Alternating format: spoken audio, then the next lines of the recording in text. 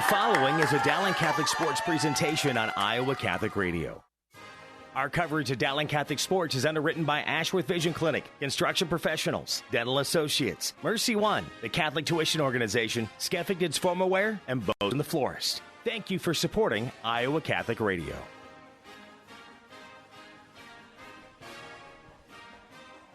And good evening and welcome to Week 6 of the high school football season here on Iowa Catholic Radio. Mark Amadeo joined by Matt Mandering, John Chido, as we are set for homecoming and Athletic Hall of Fame inductions tonight. Dowling hosting the Johnston Dragons here at Valley Stadium on a beautiful night. 71 degrees at, close to kickoff with east-southeast winds and about 10 to 15 miles per hour. Over fair skies, beautiful night, unlike we had last week in Council Bluffs. We were going through the rain. But, gentlemen, welcome. And it's hard to believe, Matt Mandering, we're at Week 6, and we're celebrating homecoming and Athletic Hall of Fame at Dowling. We got a lot of things going on today, and there's a lot of activities at school, all week. And, you know, it's fun to see the alumni come back. And I guess I've been here long enough when now a couple of those Hall of Fame inductees were here when I was here. So, my goodness. Yeah, now I'm feeling old. Yeah. Not really. And now you know time's flying. That's right. Well, we look forward to talking about them. Hopefully get a guest up here at halftime. One of the Hall of Fame nominees. We'll talk about that here in a little bit. But Johnny, Dowling, and Johnston. Last year, Dowling successful with the victory at Johnston, 38-3. That's coming off the year before where Dowling lost to Johnston. And, of course, we're on a 2-year schedule, so the Maroons played their back-to-back years just because of the new schedule. But the Maroons avenged that loss from the previous year. Dowling coming in with a record of 4-1. They're second ranked. Johnston with the record of 3-2, and both teams are looking for, to keep their high seeding hopes alive, especially for Johnston. The Dragons they upset Urbandale, but lost to Waukee Northwest. So they've had a great win, and they've had a bad loss if you're looking at their formula for the end of the year. Yeah, you're exactly right, Mark. And, when Johnston and Dowling get together, it's going to be a hard-fought game. And it 1 year one team wins, and the next year the other team wins. And now we cycle back again, and it's 4 years in a row. And it's going to be a hard-fought game. And you have an X factor on the Johnston sideline with former coach Dowling defense coordinator Grant Bossum, and he knows how to dial it up against this Dowling offense, and that's just an extra advantage that Johnston's going to have. And the kids come out and execute. Grant's going to have everything prepared for them, and I intend for this to be a hard-fought ball game, at least through the first three quarters or so, and see who ends up getting on top in that last quarter. Oh, you mentioned Grant Bossum. He's a defensive line coach and special teams coach, according to Coach Woodley, who I visited with yesterday. Brian Woodley in his 21st year at Johnston. But also over there is Jeff Helgeson. He's a D coordinator, and he was on Dowling State Championship coaching staff back in 2000-2001 when the Maroons won back-to-back titles. So you also have that dynamic, and you have a week to prepare for Dowling, like everybody does. You probably take some notes throughout the year. I know how these football coaches work, Matt. At least I think I do. Yeah. They got a little notebook of each team, and you've known that from your days up in Northwest Iowa coaching football. But you keep adding to it, and now it's Dowling week for Johnston, and how are they going to prepare for the Dowling offense? I guess that's what I want to get to with you. And it's been a little bit of a different offense. The last, the first couple of weeks we thought the first week would we hand off 4 times. Dowling hands the ball off. It seemed like 4 times only, and then they come out the next week and just run the heck out of the football. And I think for Johnston, it's a scary proposition right now defensively, and they got a great defensive front. They're running 230, 240, 230 across that front four, and they're going to show that 4-man front, and they're going to get after it. But you have to contain Jackson Smolek and make him get rid of the ball quickly. And then you're going to try to contain C.J. Phillip and Rashad Davis. Have Rashad Davis back tonight. But that offensive line has really matured and for the Maroons. And I think that is the thing that is going to get Dowling deep into the postseason, is that offensive line, the ability to run. No question about it. And, John, the Dowling offense against Johnston's defense, they run a 5-2 over-under or a 4-3 sometimes. It kind of rolls in. And, what are they similar to? What's Johnston similar to who Dowling's already played? Well, it's a 4-3 instead of a 3-4 look, but it still kind of looks like a 5-2 no matter which way you do it, 3-4 or 4-3. And what Johnston will do, they will roll a backer down to the strong side. So he's walked off that defensive end or that strong side, and that's just another guy you have to account for. So offensively, what you try to do is run away from that strength, and you want to run to where you have the numbers. And you also want to throw where you have the numbers. You RPO that guy. So he's going to be your read guy that if you're going to throw that side, if he stays put, it's going to be a give back to the weak side. If he comes, you're going to pull it, and you're going to throw it to whatever passing lane that outside linebacker vacates. And Jackson Schmolik does a great job of reading that, and the Dowling offense are going to be prepared for that. But if everything's clicking and they don't turn the ball over with penalties and stuff like that, then they'll be just fine. Well, the one wild card tonight is the Johnston Will linebacker, Matthew Trollinger, has been ruled out tonight. He suffered an elbow injury in practice this week, and he was their starting weak side Will linebacker, if you will, and he is out tonight. Now, a young man who's questionable for Johnston, we're going to turn to the Johnston offense here, Matt, and that's their, was a year ago, their starting right guard, Nick Darling, number 71. He's now a backup. He's coming off, he broke his collarbone, much like Jackson Schmolik did a year ago against Southeast Polk. He is slated to try and come back tonight, and he's listed as questionable, and the teams are off the field right now, so look for number 71 out there. If not, Dragons have 3 offensive linemen back from a year ago. They got a move-in from Arizona, Alex Flores, number 52, and he's a real deal as a senior, along with quarterback Will Nuss, who I saw, and of course with Coach Cataldo at the state baseball tournament, freshman starting for third base on Johnston's state baseball team. Well, he beat out the junior, Adrian Broadus, at quarterback after week 1. So a sophomore quarterback in Will Nuss, number 8, and, of course, Rex Woodley, the coach's son, one of the leading receivers in the CIML. You know, Will Nuss, great baseball player, obviously, and those baseball players that have that great arm, especially that third base arm, that shortstop arm, you know, they can fling it. And then they're going to throw the ball, and they've struggled running the football. The thing about Nuss, though, if you look at the stats and you watch a little bit of the tape, is he doesn't make many mistakes. And two things: he's not going to throw interceptions, and the other thing, he's not going to run the ball very much. He doesn't have, and so he's not a running threat. So it's get rid of the ball quick. Occasionally take your shot downfield to one of the big receivers, whether it's Woodley or if it's the big tight end Simpson. And, take their shots. And I think that's what's got the Dowling defense concerned more than anything is them trying to stretch the field. I think they feel pretty confident against the run. Can you stop that big play? And I think really it's about you want to make Johnston have a 12 to 13 play drive. Then you can sit back with and have too high safety look and kind of keep everything in front of you. So, that's a great point. Of course, Will Nuss, some of his numbers, he's thrown 8 touchdowns, 2 interceptions. 5 of those touchdown passes were to Rex Woodley, and the other 2 were to his tailback, who also they'll swing out a lot. He's their second leading receiver, is starting tailback Blake Tubbs, who sat out a year ago. He was out with the ACL by the time Dowling played him, and he's back this year, the 5'10", 175-pound senior. So we've talked about the opponent, the Johnston Dragons. For Dowling, one person out tonight that's been a starter, and that is Andrew Schumacher, the kicker.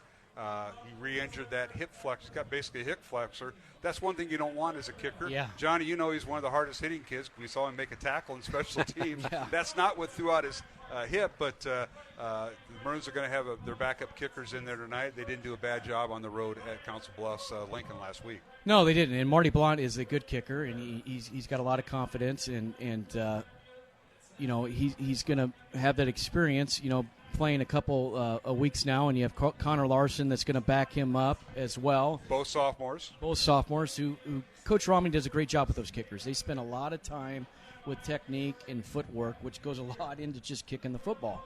And they do different scenarios over and over again. So, I think they'll be okay there. All right. Well, we're going to take a break, come back, and talk with head coach Tom Wilson before tonight's game. It's Dowling and Johnston here at Valley Stadium. We're about 20 minutes away from kickoff here at Valley Stadium. Mark Hamadale, Matt Mandering, John Chiddle. We'll take a break and come back, and I'll catch up with the head coach Tom Wilson before tonight's game. Dowling and Johnston here at Valley Stadium here on the Iowa Catholic Radio Network. Honey, I'm so excited for our kitchen remodel. All right, you love birds, floors, natural hardwood. Okay. Wow, that was quick. Countertops. Definitely natural granite. Check. Woohoo! And that wall? Tear it down. It let in more natural sunlight. Done. Whoa. Speaking of tearing down walls, your family planning, natural, right? Natural family planning is 99% effective at achieving or delaying pregnancy, and there are no harmful chemicals, so it's better for you and the environment. Tear down the wall. A message from Iowa Catholic Radio. Support for Iowa Catholic Radio is provided by Ashworth Vision Clinic. Complete eye exams, contact lenses, glasses, glaucoma testing, and pre- and post-operative care. 515-440-4610. AshworthVision.com. Iowa Catholic Radio, connecting listeners to Christ every day with people like you. My name is Larry Cruzy from St. Peter and Paul Catholic Church in Petersburg, Iowa. Thanks for listening to Iowa Catholic Radio.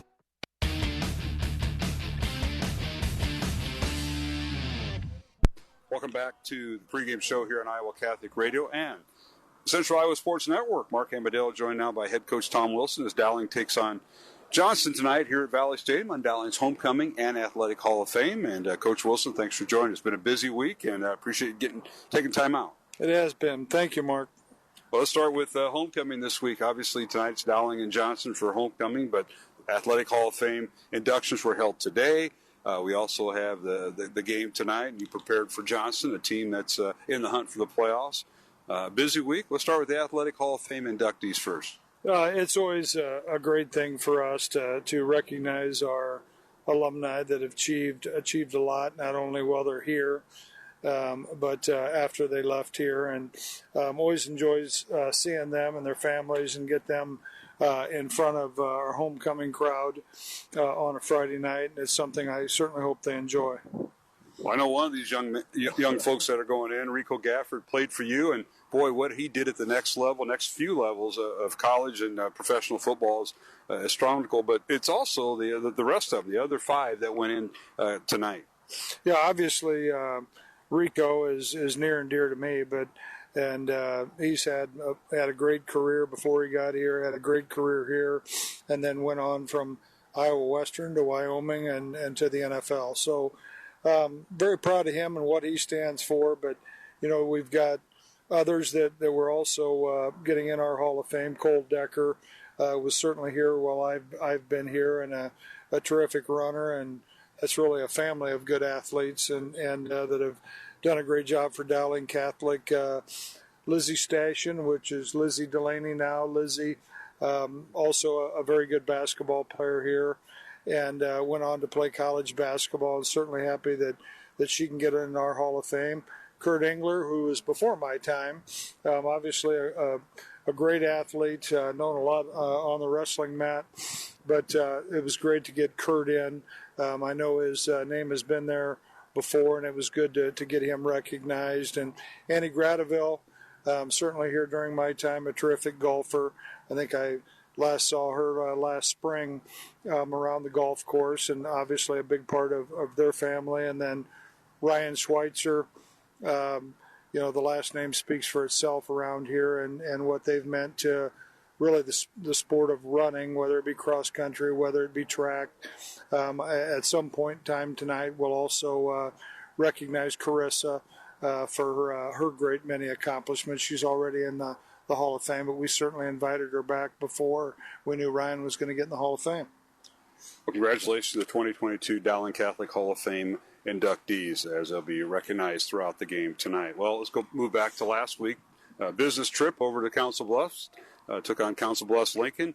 You led 17-0 at the end of the first quarter. You led 38-0 at halftime, and everybody got a plate. I think that traveled in both buses, Coach, and that's getting off to a great start against a Council Bluffs team that also was in the playoff hunt. They still are, but you took away their quarterback, who's a young sophomore, Etienne Higgins, and Caden McDowell, the running back. You made them one-dimensional, but that all starts up front with your defense. They made life miserable for the Lynx offense last Friday night. Oh, we did, and I was glad that we could control the line of scrimmage. The first series or two, I thought we were a little bit sluggish, probably more on the offensive end than the defensive end, but then we got things going, benefited from some turnovers and things like that, and it was defense has really played well recently, and we hope we can continue to grow.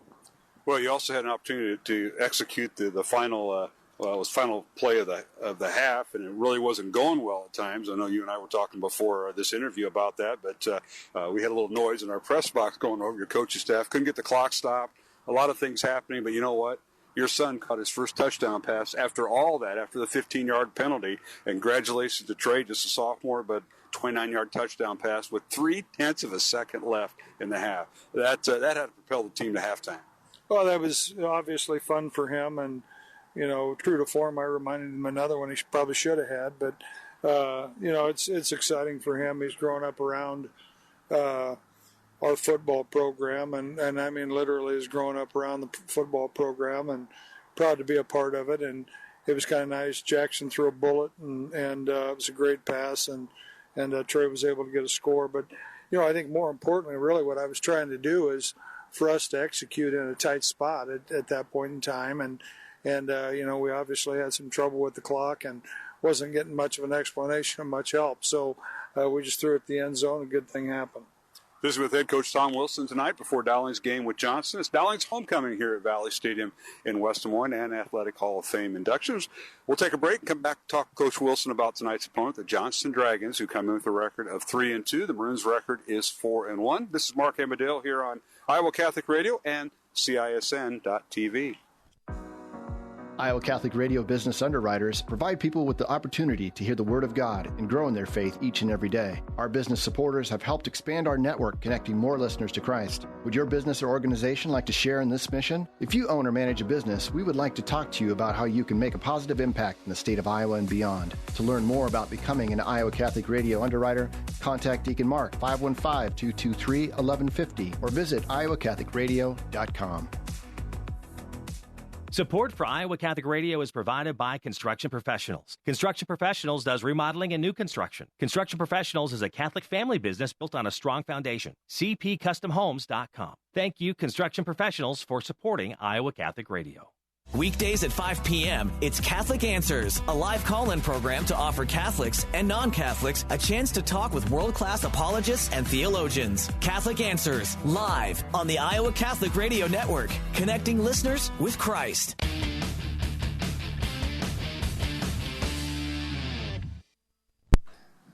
Welcome back to the pregame show here on Iowa Catholic Radio and the Central Iowa Sports Network. Mark Amadale continuing my conversation with head coach Tom Wilson.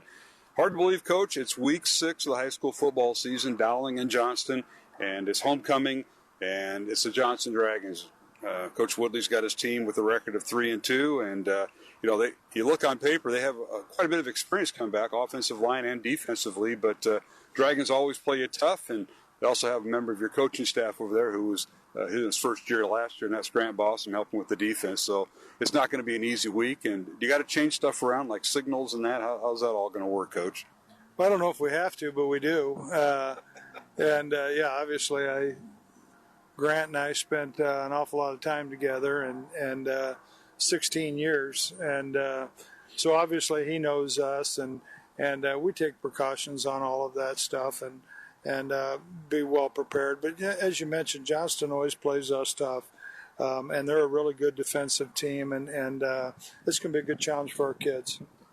Well, it certainly should. It's always a good game. And you look at Johnston's offense, Will Nuss, sophomore quarterback. We saw him start as a freshman in the state championship game. That's how good of an athlete he is, playing third base for the Dragon state champion baseball team. But Nuss is their quarterback, and then Blake Tubbs is their tailback. But they like to feature the pass, and that's led by the coach's son, Rex Woodley, number 11 out there. We'll see him running around. They probably pass more than they run, and that certainly should be the case tonight. Yeah, for various reasons, they've struggled to run the ball with any consistency and things like that. And they had a quarterback change early in the year, and Nuss is their guy, and he's a great baseball player. He's a great athlete. And so they've thrown it around with him. You mentioned Rex Woodley. 88 Simpson is a wide receiver / tight end that can be a physical mismatch, which is a concern. Number 10, Tatum Fox, is what I feel has very good speed. He's a concern in the return game as well. So they'll present some challenges. We'll again have to try to make them one-dimensional and really discourage that run and make them feel like they can't, and then we'll be able to get after them a little bit in the pass game. And defensively for Johnston, their linebackers are pretty good. Josh Kerber, number 44, and Jacob Janney, number 45. They're both middle linebackers. And their rover, Jack Sihata, he's their leading tackler at Rover. So talk about the Dowling offense attacking Johnston's defense and what kind of look they're going to give you. Yeah, Coach Helgeson always does a really good job with their defense. And you mentioned Bossum over there. We kind of talked about that. So, schematically, they're going to have an idea of the things historically that we've liked to do. And, hopefully our balance can help us. And we've been very balanced in the past few games, and we'll continue to do that. I think that's really important to our success. I like their defensive ends, 84, 99. I think they're good players. They've got a little safety back there, number 28, Jack Sihata, which I think is a really good player. He's not big, but he plays hard and plays well. I was impressed with him a year ago. So they do a good job and haven't given up a ton of points. Even in the games that they've lost, they haven't given up a lot of points. So we're going to have to get what we earn and hopefully stay balanced. Coach, going back to last week, you got a lot of kids in the ball game, and that was something I know that building the program, continuing the program, that means playing JV and sophomore games because those are the kids of next year, but you got to develop them this year. And they got a lot of reps last week in the second half in Council Bluffs, and, of course, you have your JV games usually on Monday. So very important. I know you got to be proud of some of those young men that made the trip. Oh, we are. It's important to us. I know it's important to the kids. And, that running clock, to be honest with you, gets a little bit frustrating because the next thing you know, you look up and there's not much time left. And, there's kids that you're trying to get in there, and they're not an afterthought. It's just we've got a good number of kids that we have to get through. And so, a lot of times it's the twos that get cheated out of reps because once you get that running clock going and you put them in for a series and, it may be 8 minutes off the clock by the time you get to the next series. So, we try to do a good job. I know we're not perfect with that, but it's important to get our kids in the ball game. Coach, best of luck tonight against Johnston. We'll talk to you at halftime and on the postgame show. Appreciate it. All right, thank you. And Coach Tom Wilson's been my guest here on the pregame show. This is Mark Amadale from Valley Stadium in West Des Moines. Homecoming for Dowling. It's Johnston and Dowling. And coming up, Matt Mandring, John Chow will rejoin the broadcast. From Valley Stadium in West Des Moines, this is Mark Amadale on Iowa Catholic Radio and CISN. Did you know you have a choice in your child's education? Smaller class sizes, dedicated teachers, a sense of community, and a caring learning environment. Whether it's in the classroom or at home, Diocese of Des Moines Catholic Schools deliver the best value in education, and we offer tuition assistance to help you afford it. Learn more about how the Catholic schools in the Des Moines Diocese might be the right choice for your child. Visit dmdiocese.org/schools. Support for Iowa Catholic Radio is provided by Dental Associates, addressing your smile needs and dreams. 515-225-6742. Des Moines-DentalAssociates.com. Thank you, Dental Associates, for your support of Iowa Catholic Radio. Iowa Catholic Radio, connecting listeners to Christ every day with people like you. Hi, I'm Lisa St. Arnold from St. Joseph Church in Des Moines. Thank you for listening to Iowa Catholic Radio.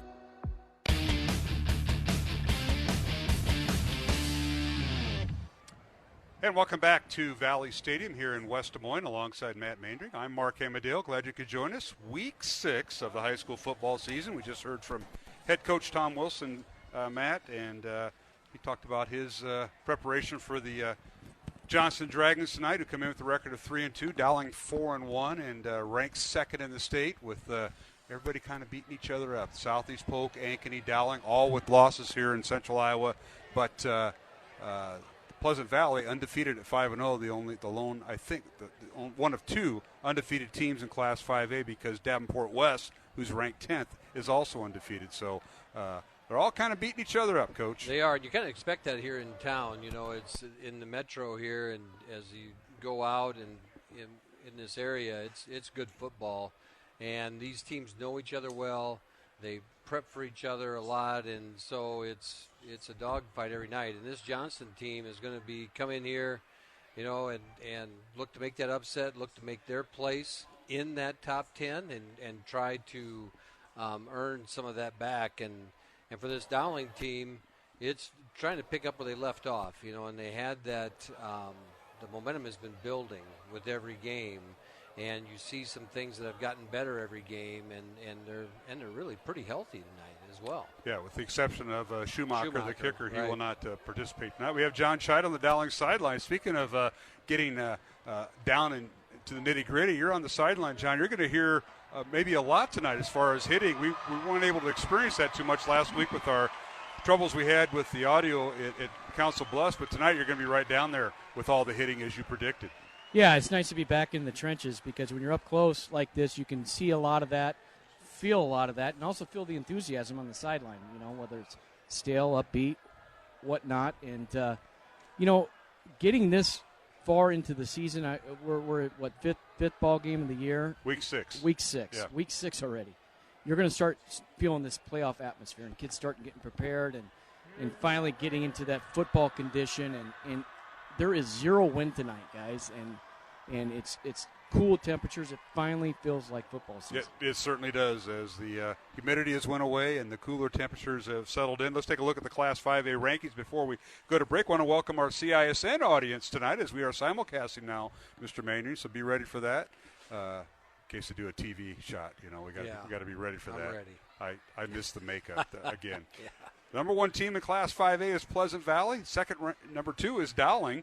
Third is Ankeny, and Southeast Polk is 4th, followed by Cedar Rapids Kennedy, also undefeated at 5-0. They are ranked 5th. That's the top 5 in Class 5A, according to the Des Moines Register High School football rankings. Number 6 is Urbandale. 7th is Cedar Rapids Prairie. 8th is Ankeny Centennial. 9th is Sioux City East. And 10th is undefeated Davenport West. So Davenport West, Cedar Rapids, Kennedy, and Pleasant Valley are the lone remaining undefeated teams in Class 5A. All right, both teams are out on the field. We're going to take a break, and when we come back, we'll start with the starting lineups and, of course, visit with John Chido on the sidelines. A beautiful night, 71 degrees, a slight wind out of east-southeast. That means it's blowing right into our windows, whatever breeze it is, at about 10 to 15 miles per hour. That means little wind in the bowl down there on the field. So we'll take a break and come back. But first, our pregame prayer and a word from Dr. Dan Ryan, the president of Dowling Catholic High School, as we return to homecoming and Athletic Hall of Fame induction ceremonies tonight. It's Dowling and Johnston from Valley Stadium. Kickoff coming up, but first, our pregame prayer and a word from Dr. Ryan. Hi, this is Dr. Dan Ryan, president of Dowling Catholic High School. Welcome to another season of exciting Dowling High School football. We are proud to be partners with Iowa Catholic Radio, not only broadcasting football, but also being partners in preparing Christ-centered leaders for life. Go Maroons. Hello, my name is Father Reed Flood. Let us pray together for the coaches, players, and trainers for this athletic competition this evening. In the name of the Father, and of the Son, and of the Holy Spirit, amen. Heavenly Father, we thank you for all your gifts. We ask that you bless all those involved in this athletic competition this evening. We ask that you keep them safe and that they show good sportsmanship. We ask this through Christ our Lord. Amen. Saint Sebastian, pray for us. In the name of the Father, and of the Son, and of the Holy Spirit. Amen.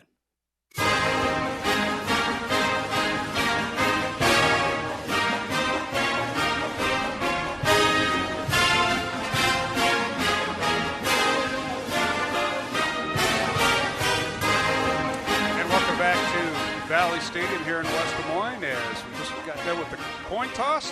It'll be Dowling and Johnston, Matt Maynard, as we get set for Week 6 of a 9-week regular season high school football schedule. Hard to believe, buddy. We are at 6 games with 3 remaining. This is a lot of fun. We seem so far away. It's funny tonight because we're so far away from each other. We have your replay monitor. That separates us. And we're used to sitting in pretty tight quarters. Last week we were. Yeah, it's a great night. The culmination of the week with homecoming, the homecoming dance last night. But, the thing that always gets exciting about tonight like that, we had the middle school band out there, and we've got, over 200 and some kids involved in a variety of different things, not even counting the football team, that are engaged in other activities associated with these homecoming festivities, and it's just fun. We got a great crowd in our student section tonight. Should be a lot of fun.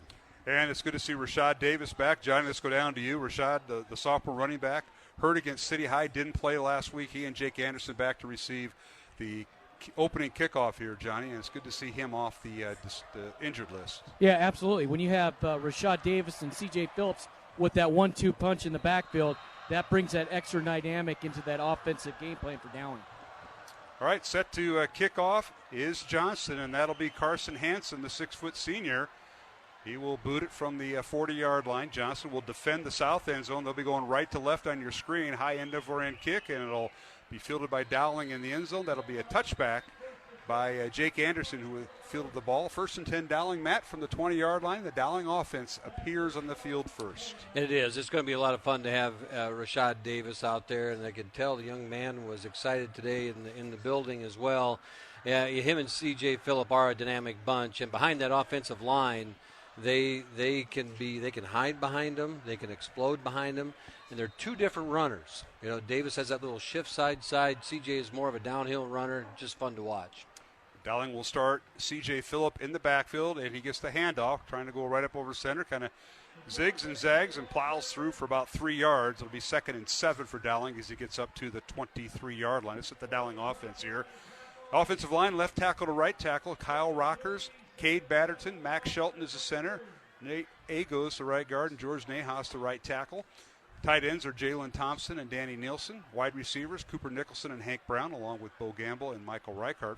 Tailbacks, C.J. Phillip got the start. We'll see Rashad Davis. And the quarterback is Jackson Smolik, and Maroons come out with 5 receivers. They throw it left side. It's caught.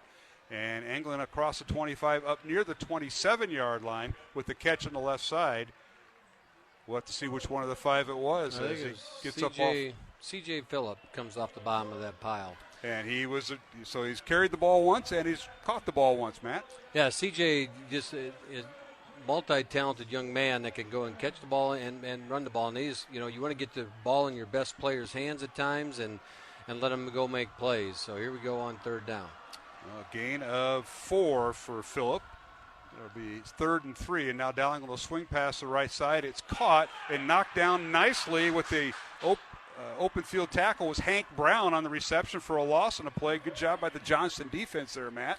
We talked about Jack Cihoda before the game, and that's who that was. Is he was out there and was able to avoid the first block and was able to get Hank Brown behind the line of scrimmage, and a great play by him. So the ball moved back to the 23-yard line, a loss of 4 after gaining 4. And now the Maroons will punt, and Dowling will send in their wide receiver moving to punter, Cooper Nicholson. High end over end kick, takes a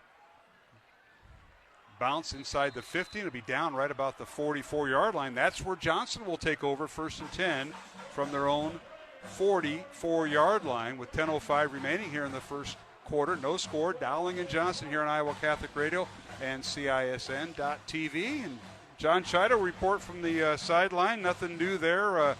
Dowling 3 and out. Johnston defense had everything well guarded, it seemed like, Johnny. Yeah, if you saw the first look, it was a double type with one receiver, a lot of motion there, a lot of passes to the boundary. I think you're going to see a lot more inside running game with spread out next time in the offense series.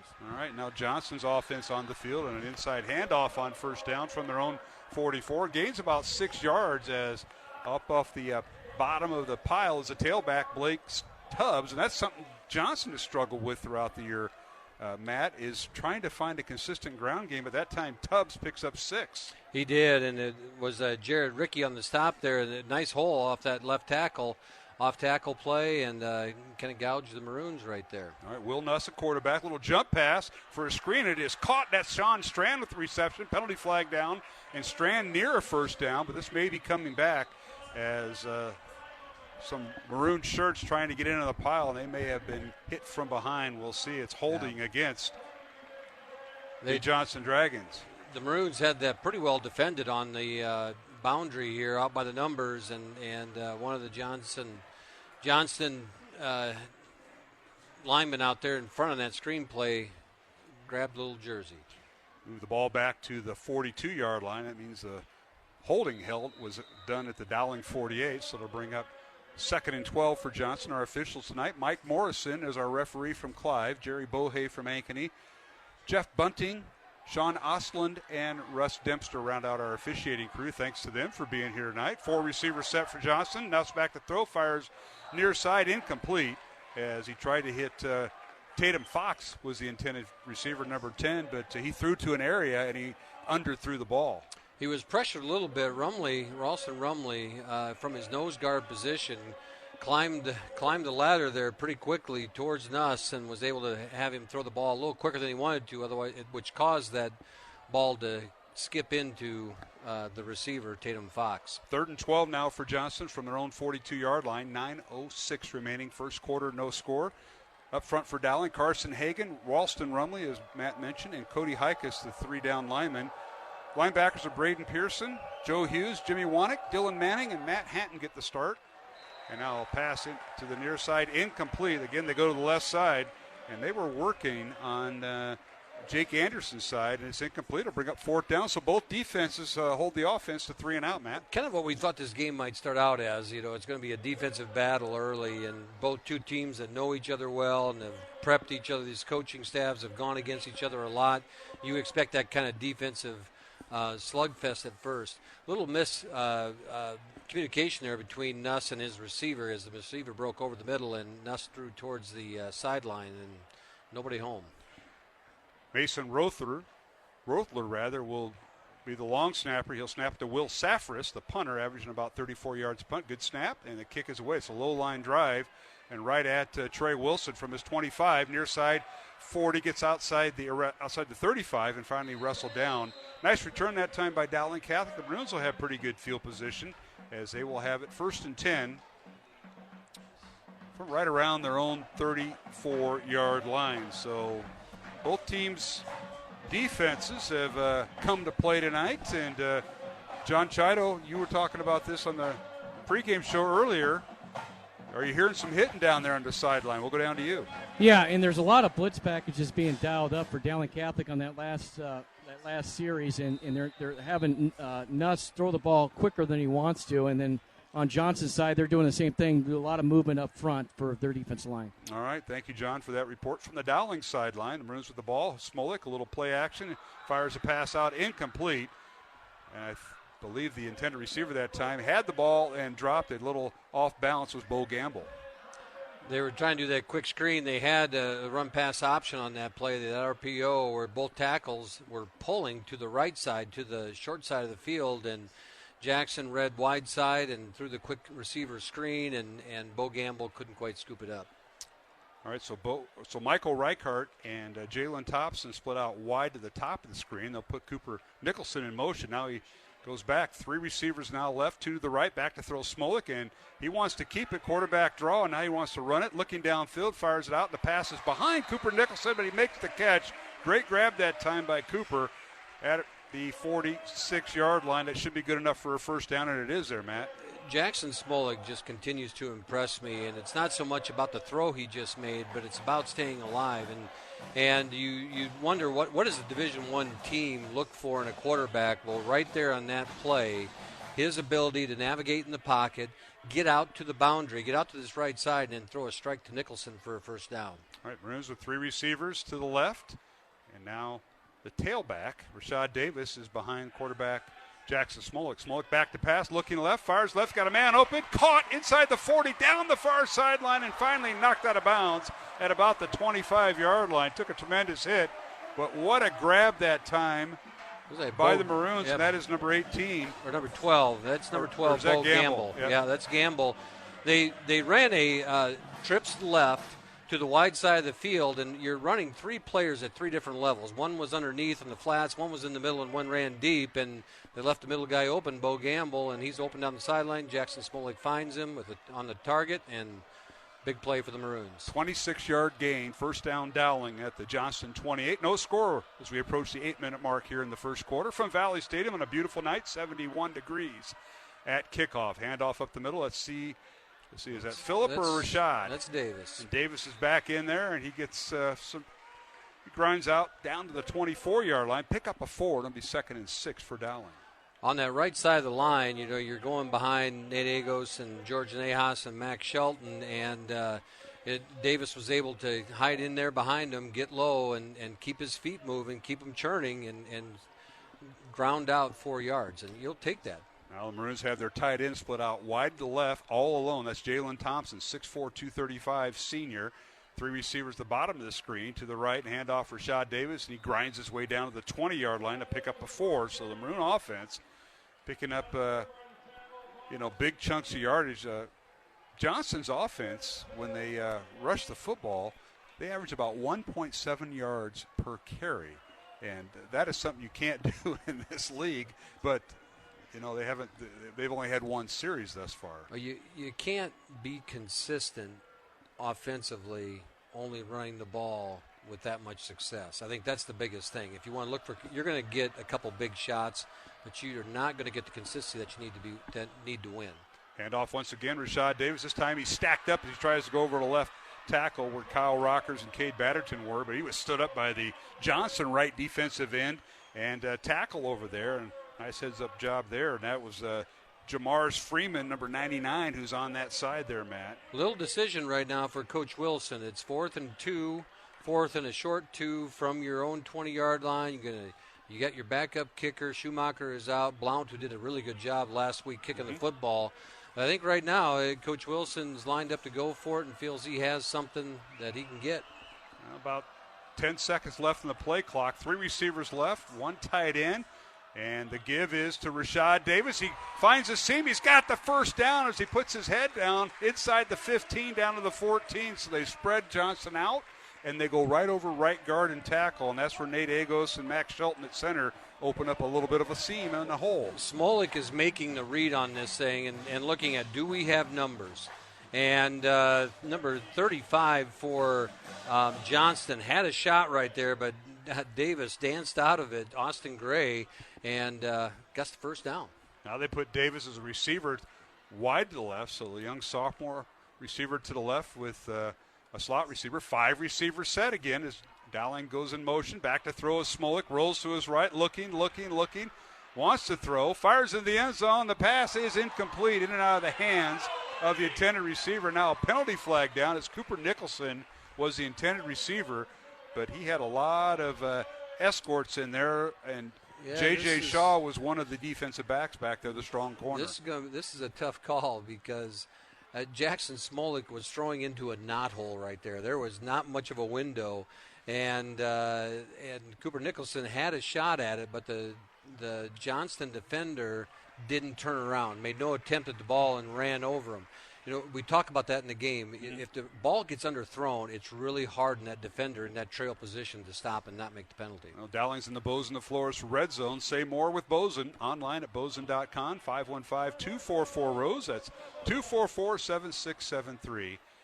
And they rule the penalty against Johnston, so that'll put the Maroons first and goal at the 7-yard line at Johnston. No score, 5.5 minutes left to go here in the first quarter. Mark Amadil, Matt Maindring, and John Chido on the broadcast tonight for Iowa Catholic Radio. I want to thank the CISN folks here tonight. Randy Nielsen, our producer, Lucius Pham, and A.J. Laporte, our photographers, our TV cameraman, if you're watching on YouTube and CISN. All right, they're all set. Dowling with a bunch formation to the right.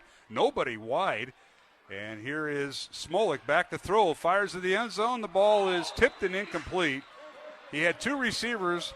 One was running the under pattern. The second one, Jalen Thompson, was running the deep pattern. And the pass is incomplete. And I think Crutchlow was the under receiver, the utility fullback, if you will, for Dowling, Matt. The guy that was trailing Hunter Crutchlow ended up tipping the ball for Johnston, deflected it, and just fortunate for the Maroons that it didn't get intercepted because the ball was tipped and then fluttered away. And you're right, the target was in the back of the end zone for Smolik. All right, Dowling now with 2nd and goal at the 3-yard line. Check that, at the 7-yard line. Here's a snap. Back to throw as Smolik. Fires in the end zone for Nicholson, and the pass is caught. Touchdown, Cooper Nicholson on a 7-yard pass. It was actually 2nd and 3 from the 7-yard line after the penalty. And touchdown, Cooper Nicholson, with 5:19 to go here in the first quarter. Dowling strikes first here, Matt. And as CISN shows the replay on this, that's just impossible to defend. Talon Proctor was in position for the Johnston Dragons, and you couldn't defend it any better because Smolik threw a perfect pass to Nicholson in the corner. And the extra point is up and good by Marty Blount. The hold from Jack Jepson and the snap from Carson Hagan. Dowling now leads 7-0. 5:19 to go in the first quarter alongside Matt Maindring and John Chido. Mark Amadale back with the kickoff after these messages here on Iowa Catholic Radio and CISN. Ready to celebrate the end of Roe versus Wade? Then get your tickets for Pulse Life Advocates Pro-Life Christmas Gala. You'll savor a fabulous meal and Christmas entertainment along with an uplifting pro-life talk by the Sisters of Life. Support life, have fun. What a great combination. The date is Saturday, November 19th. The place is the Meadows Event Center in Altoona, Iowa. Get details at pulseforlife.org. A message from Iowa Catholic Radio. Support for Iowa Catholic Radio comes from Mercy One, your expert circle of personalized care for all your health needs. With more care locations than anyone, your best life is their one purpose. Find your doctor at mercyone.org. Monday through Friday at 3 p.m., it's Cresta in the Afternoon. Speaker and author Al Cresta looks at life through the lens of Scripture and the teaching of the Catholic Church, providing conversation about the things that matter most. Cresta in the Afternoon on the Iowa Catholic Radio Network.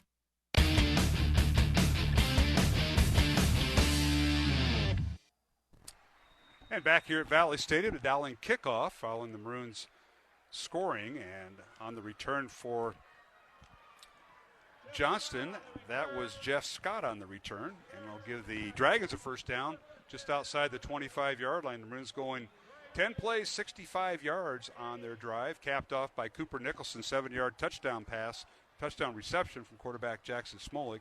And Marty Blount's extra point made it 7-0. John Chido come on in. A nice drive by the Maroons, 10 plays and 65 yards. Took about 3 minutes. Yeah, how about that 4th and 2 execution that continued that drive and able to get in the red zone and get 7 points? It's a big boost for the Dowling offense. Yeah, no question about that. Now, first down for the Johnston offense. Dragons from their own 28-yard line as first down run that time by the tailback, Blake Tubbs, and not a bad run up to the 35-yard line, picks up 7 yards. So that's back-to-back first down plays. They've run at least 6 or 7 yards. Yeah, it was the same play they ran the last series to the other side. So they just flipped the formation, ran the same thing off tackle.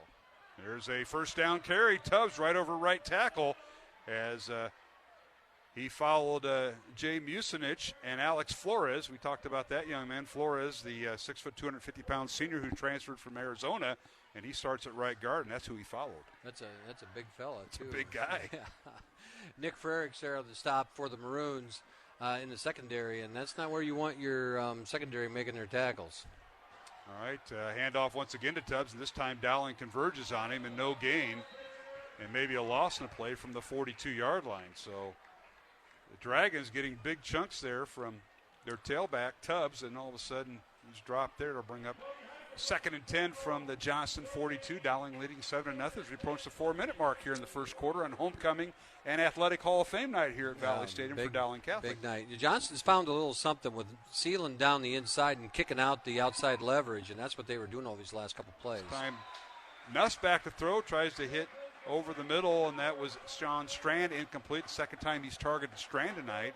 The pass is broken up just on the other side of the 50-yard line, so that'll bring up 3rd and 10 Johnston from their own 42-yard line, and that's the last thing you want against Dowling is 3rd and long if they're on offense. 3rd and long, and that time they had a little, Nuss had a little time to set his feet and make a throw, but again, he was just a little underthrown and made the receiver go to the ground and try and get it. All right, here's Tubbs out of the shotgun. The blitz is on. He's being chased. Hagan almost had him. Runs away. Fires the ball downfield. He's got a man open over the top at the 30, 25, and wrestled from behind. Inside the 10-yard line is a Johnston receiver, Woodley, with the catch. Woodley released, saw Nuss getting chased by Hagan and released down the sideline, and Nuss makes a heck of a throw on the run and hits him in stride. Hagan thought, how did that kid get away from me? But he did, and he just flicked the wrist, threw it down the field to Woodley, and good play by Ricky to save a touchdown. Pass goes for 50 yards and a Johnston first down. Goal-to-goal Dragons at the Dowling 8. So the Dragons now threatening in red zone territory, and now here is Nuss, and he'll keep the football round right in, and he gets down to about the 6-yard line.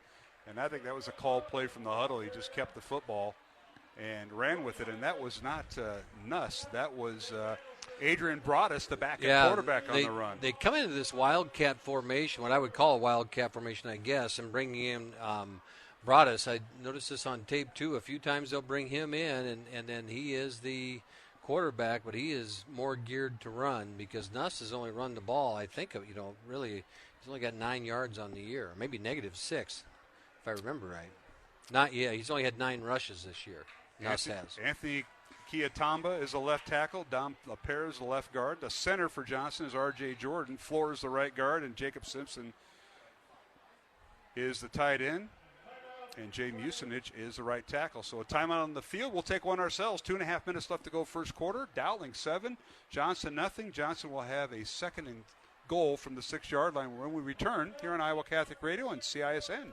When it was discovered that messages could be sent through the atmosphere without the use of wires, it revolutionized how we communicate. Hi, this is Matt Wilkham, Executive Director for Iowa Catholic Radio. One of the very first radio stations Marconi was commissioned to build was for the Pope, as the Church immediately recognized the potential for evangelization. Iowa Catholic Radio continues this tradition, connecting listeners to Christ. But we need your help during our fall fundraiser starting October 3rd. Can you give $30 a month? Go to iowacatholicradio.com to give now. Support for Iowa Catholic Radio is provided by Skeffington's Formalware, in business since 1951, with locations in Des Moines, West Des Moines, Coralville, and Ankeny. Skeffington's Formalware, fitting you for life celebrations. Online at skeffingtons.com. Iowa Catholic Radio, connecting listeners to Christ every day with people like you. Hi, I'm Beth Henderson from St. Boniface in Waukee. Thanks for listening to Iowa Catholic Radio.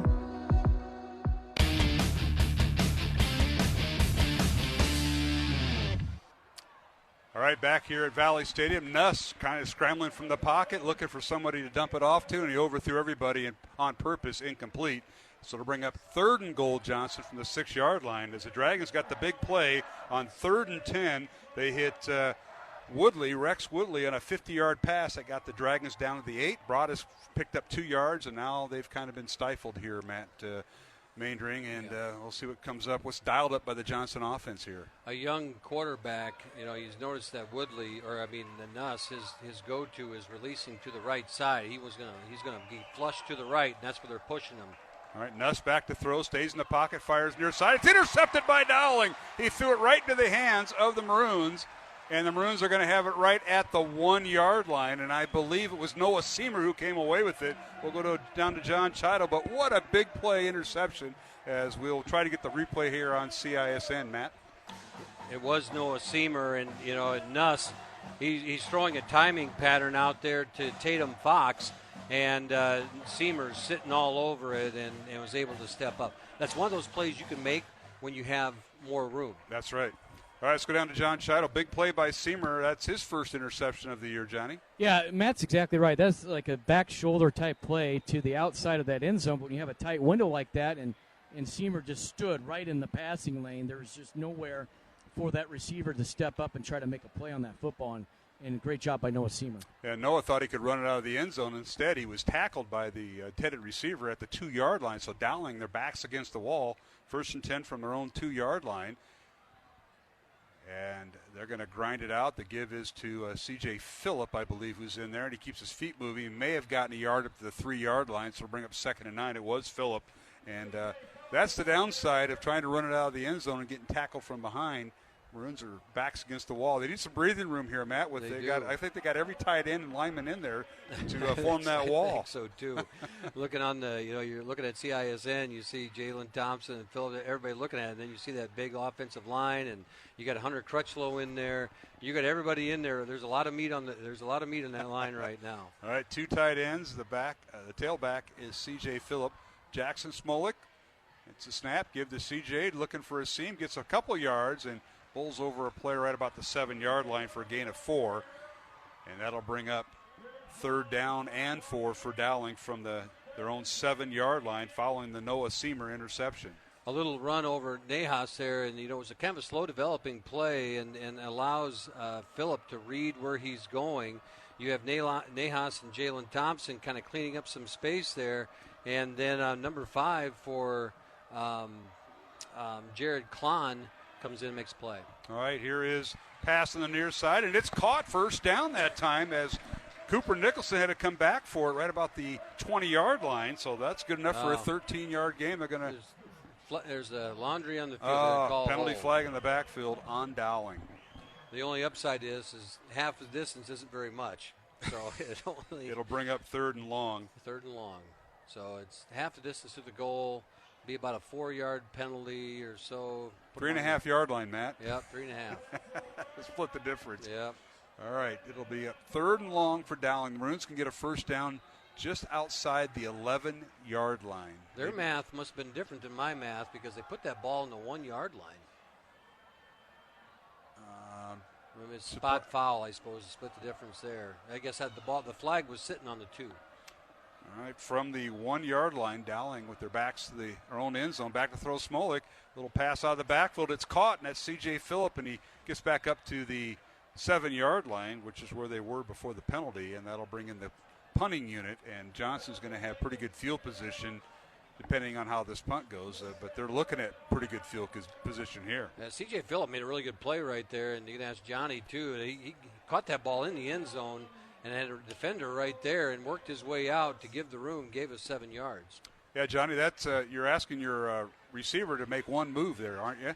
Yeah, but not in the end zone. So you typically want to throw it out of the end zone. High snap, and the Maroons will throw it away. They're going to call it a safety as Nicholson was out of the end zone when he came down with it. So our score now is Dowling 7, Johnston 2, as a safety on a high snap there on the punting unit. And the coach is going to talk to Nicholson because the worst thing he could have done right there was try to throw it because he didn't know what to do with the ball, and he's laying on the ground. He's going to try and throw it because then it's a incomplete pass. All right, we'll take a break. Dowling leads at 7-2 over Johnston. 3 seconds left in the first quarter. We'll return for the Dowling kickoff as they'll have to punt it away after following the safety by Johnston here on Iowa Catholic Radio and CISN.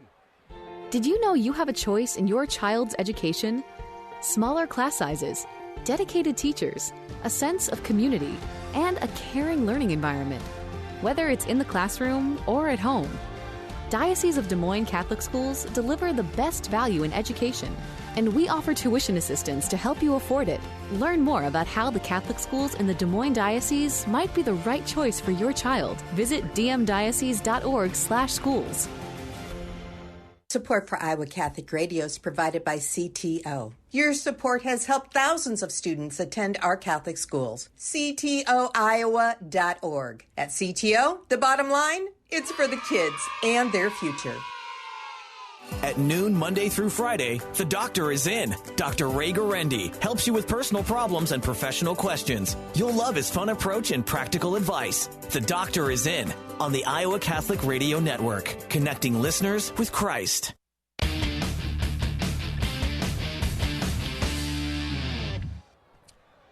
And we've come to, almost the end of the first quarter as Dowling kicks off, as actually Cooper Nicholson punts the ball.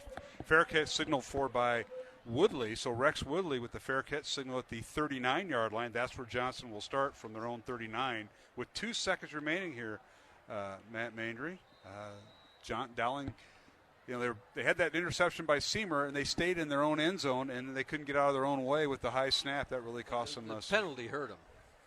That too. Now they give it to the tailback, and that's Blake Tubbs, and he'll carry for the final play of the first quarter, gets across the 40, and we're going to spot him on the 40. So we've come to the end of the first quarter from Valley Stadium in West Des Moines on a beautiful night, 71 degrees at game time temperature. Homecoming and Athletic Hall of Fame recognition for some of the Dowling former athletes, and we'll be back to talk to that in a little bit as we've come to the end of the first quarter. Dowling 7, Johnston 2 here on Iowa Catholic Radio and CISN. This is a Young Catholic Minute. Why do I have to vote in a certain way? Hey neighbor, what happened here? Oh, that candidate stopped by, stole my stuff, burned my house to the ground, kidnapped my children, and poisoned my water supply. That's horrible. Yeah, but his economic policy's great. As Catholics, we realize that some issues are just more important than others. So even if a candidate is great in one area, if they have even one of the really important issues wrong, there's no way we can vote for them. I mean, even if Hitler were really pro-environment, the fact that his legislation killed millions of people means he's not a good candidate. In the same way, someone who supports the killing of unborn children, euthanasia, or homosexual marriage is someone who doesn't understand the true dignity of the human person. And we can't vote for them, no matter how many jobs they'll create or whales they'll save. For more Young Catholic Minutes, go to youtube.com/youngcatholic. Listener-supported Iowa Catholic Radio, 1150 AM KWKY Des Moines, 94.5 FM K233BT Des Moines, 88.5 FM KIHS Adel. Online anytime at iowacatholicradio.com.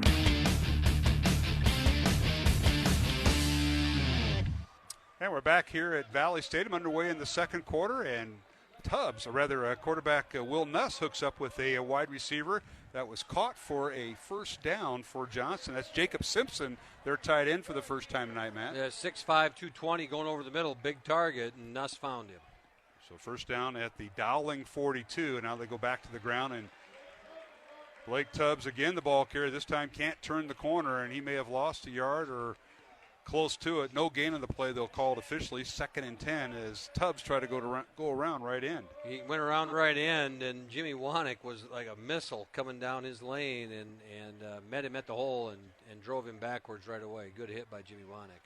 So Simpson with an 18-yard gain for a first down, and then Tubbs on first down goes nowhere. So to bring up 2nd down and 10 from the Dowling 42. The Maroons lead it 7-2. And now here's Nuss back to throw. Tight end screen. They hit Sean Strand. He's loose. He may go. He's inside the 20, and finally arm tackle right about the 15-yard line. It'll be first down, Johnston, and Strand got loose. He found a seam just outside the numbers on the right side. He did. A well-designed play. They had that screen set up on the right side, and Nuss is looking to the left, comes back to the right, and 18 Strand is open, and if not for the tackle of Jake Anderson, that's a touchdown. 28-yard gain, first down, Johnston at the Dowling 14. Dragons threatening to take the lead with a touchdown or cut it to 2 with a field goal. Back to throw. Nuss has a man wide open over the middle. Touchdown, Dragons, as he found his wide receiver on a crossing route and hit him perfectly, and that was Sean Strand, who's come up with some big catches. They've kind of taken away Woodley and not focused on Strand, but Strand's like their 2nd or 3rd leading receiver. Touchdown, Johnston. He is. He came back. He was on the left side and came over the middle, and Nuss put it right on him as he got behind the linebackers and found that seam in the middle of the field, and 6 points for Johnston. 10:29 remaining second quarter, and it's Johnston taking the lead 8-7. Extra point is up, and it is good. So the Dragons now lead it 9-7 over Dowling Catholic with 10:29 remaining here in the second quarter, as the extra point was good by Carson Hansen on the hold by Daniel Greider. And we'll be back from Valley Stadium on Dowling's homecoming. Dragons 9, Dowling 7 here on Iowa Catholic Radio and CISN. Whatever happened to the modern world? Hi, this is Cy Kellett, host of Catholic Answers Live. Join me on Saturday, December 10th at the Embassy Suites downtown for Iowa Catholic Radio's Dinner in December. I'll be speaking about what we can do to help recover a modern world fit for people. Plus, enjoy a fabulous meal and fellowship with your Iowa Catholic Radio family. Register today at iowacatholicradio.com, iowacatholicradio.com, and I'll look forward to seeing you on December 10th in downtown Des Moines. Support for Iowa Catholic Radio is provided by Ashworth Vision Clinic. Complete eye exams, contact lenses, glasses, glaucoma testing, and pre- and post-operative care. 515-440-4610. AshworthVision.com. Iowa Catholic Radio, connecting listeners to Christ every day with people like you. Hi, I'm Father Chris Fontanini, the Catholic Diocese of Des Moines. Thank you for listening to Iowa Catholic Radio.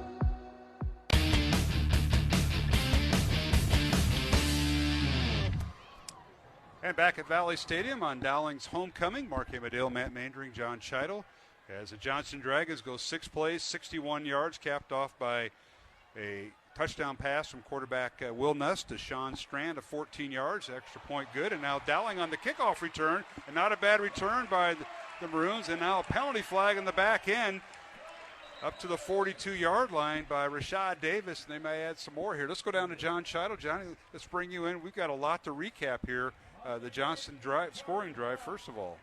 Yeah, and I want to go back. It was Jake Anderson on the pickoff. So you have Dowling intercepts it, takes the safety. You're still in an okay position, and then because you're not kicking out of your end zone, and then Johnston comes back with a great drive. And that screen was set up with a nice pulling guard to make that wide receiver go free, and then the touchdown for Strand over the middle. And it just shows you how things can just turn so quick when you have momentum going one way, and then boom, Johnston comes back and they take the lead. Well, then now Dowling gets a benefit here. Thank you, John, for that sideline report. Maroons will start 1st and 10 from the Johnston 43, and now the Maroons will give it to Rashad Davis on first down carry, and he gets nice his way down near the 40. We're going to call it the 41, gain of 2 to bring up 2nd and 8 here, Matt. Jake Anderson was the return guy for the Maroons on that kickoff, and they had the face mask when they tackled him. He had a nice alley and got up the field, and so now the Maroons get the field position they want, and now they got to put a drive together.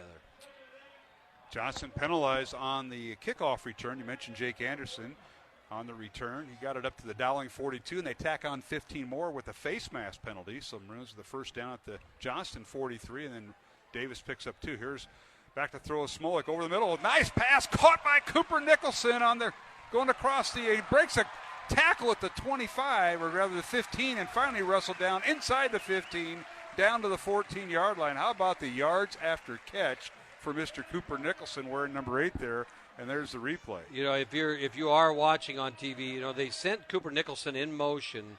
They went halfway across formation and back. And why do they do that? They want to see if it's man coverage. They know they've got man coverage on Nicholson, and he is a tough cover in that. So they send him over the middle, and Smolik hits him and breaks those tackles. He broke about 3 tackles in there, get down to the 13-yard line. And the Maroons are in the Bozeman Flores red zone, and now here is a handoff left side, and that is Rashad Davis touchdown as he – boy, that was a well-developed play. Watch the replay here, Matt. Dowling had everybody going right, including the passing routes, and Rashad Davis came back across the grain. The play is set up, so they run heavy right. They run Jalen Thompson in motion to the right, and they hesitate a little bit and hand the ball off to Rashad Davis, who's got essentially one blocker out there, and he's got one guy to beat, and he beats him. Touchdown Maroons. So Rashad Davis scores from 13 yards out. And for Rashad, that is his 4th touchdown of the year. And the extra point now coming from the young sophomore, Marty Blount, who's been doing the kicking duties due to a Schumacher's injury. And the ball is down, the kick is up, and good. So Dowling retakes the lead, 14-9 over the Johnston Dragons. 9:05 left to go in the second quarter on Homecoming and Athletic Hall of Fame for Dowling tonight from Valley Stadium. And a beautiful night. We'll take a break. 9:05 left to go, second quarter. Dowling 14, Johnston 9. Back with more on Iowa Catholic Radio and CISN. Iowa Catholic Radio business underwriters provide people with the opportunity to hear the Word of God and grow in their faith each and every day. Our business supporters have helped expand our network, connecting more listeners to Christ. Would your business or organization like to share in this mission? If you own or manage a business, we would like to talk to you about how you can make a positive impact in the state of Iowa and beyond. To learn more about becoming an Iowa Catholic Radio underwriter, contact Deacon Mark 515-223-1150 or visit iowacatholicradio.com. Support for Iowa Catholic Radio is provided by Construction Professionals. Construction Professionals does remodeling and new construction. Construction Professionals is a Catholic family business built on a strong foundation. CPCustomHomes.com. Thank you, Construction Professionals, for supporting Iowa Catholic Radio. Fridays at 9 a.m., Making It Personal on Iowa Catholic Radio, iowacatholicradio.com, and on demand on the Iowa Catholic Radio app. Connecting listeners with Christ.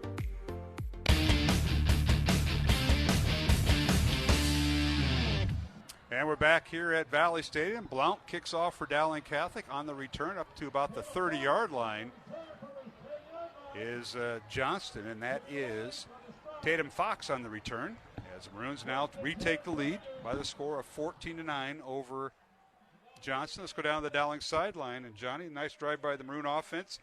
Rashad Davis running in from 13 yards. 3 plays, 58 yards, helped out by the nice return by Jake Anderson, Johnny, along with the penalty being assessed to the Johnston defense. The Maroons had great scoring run there.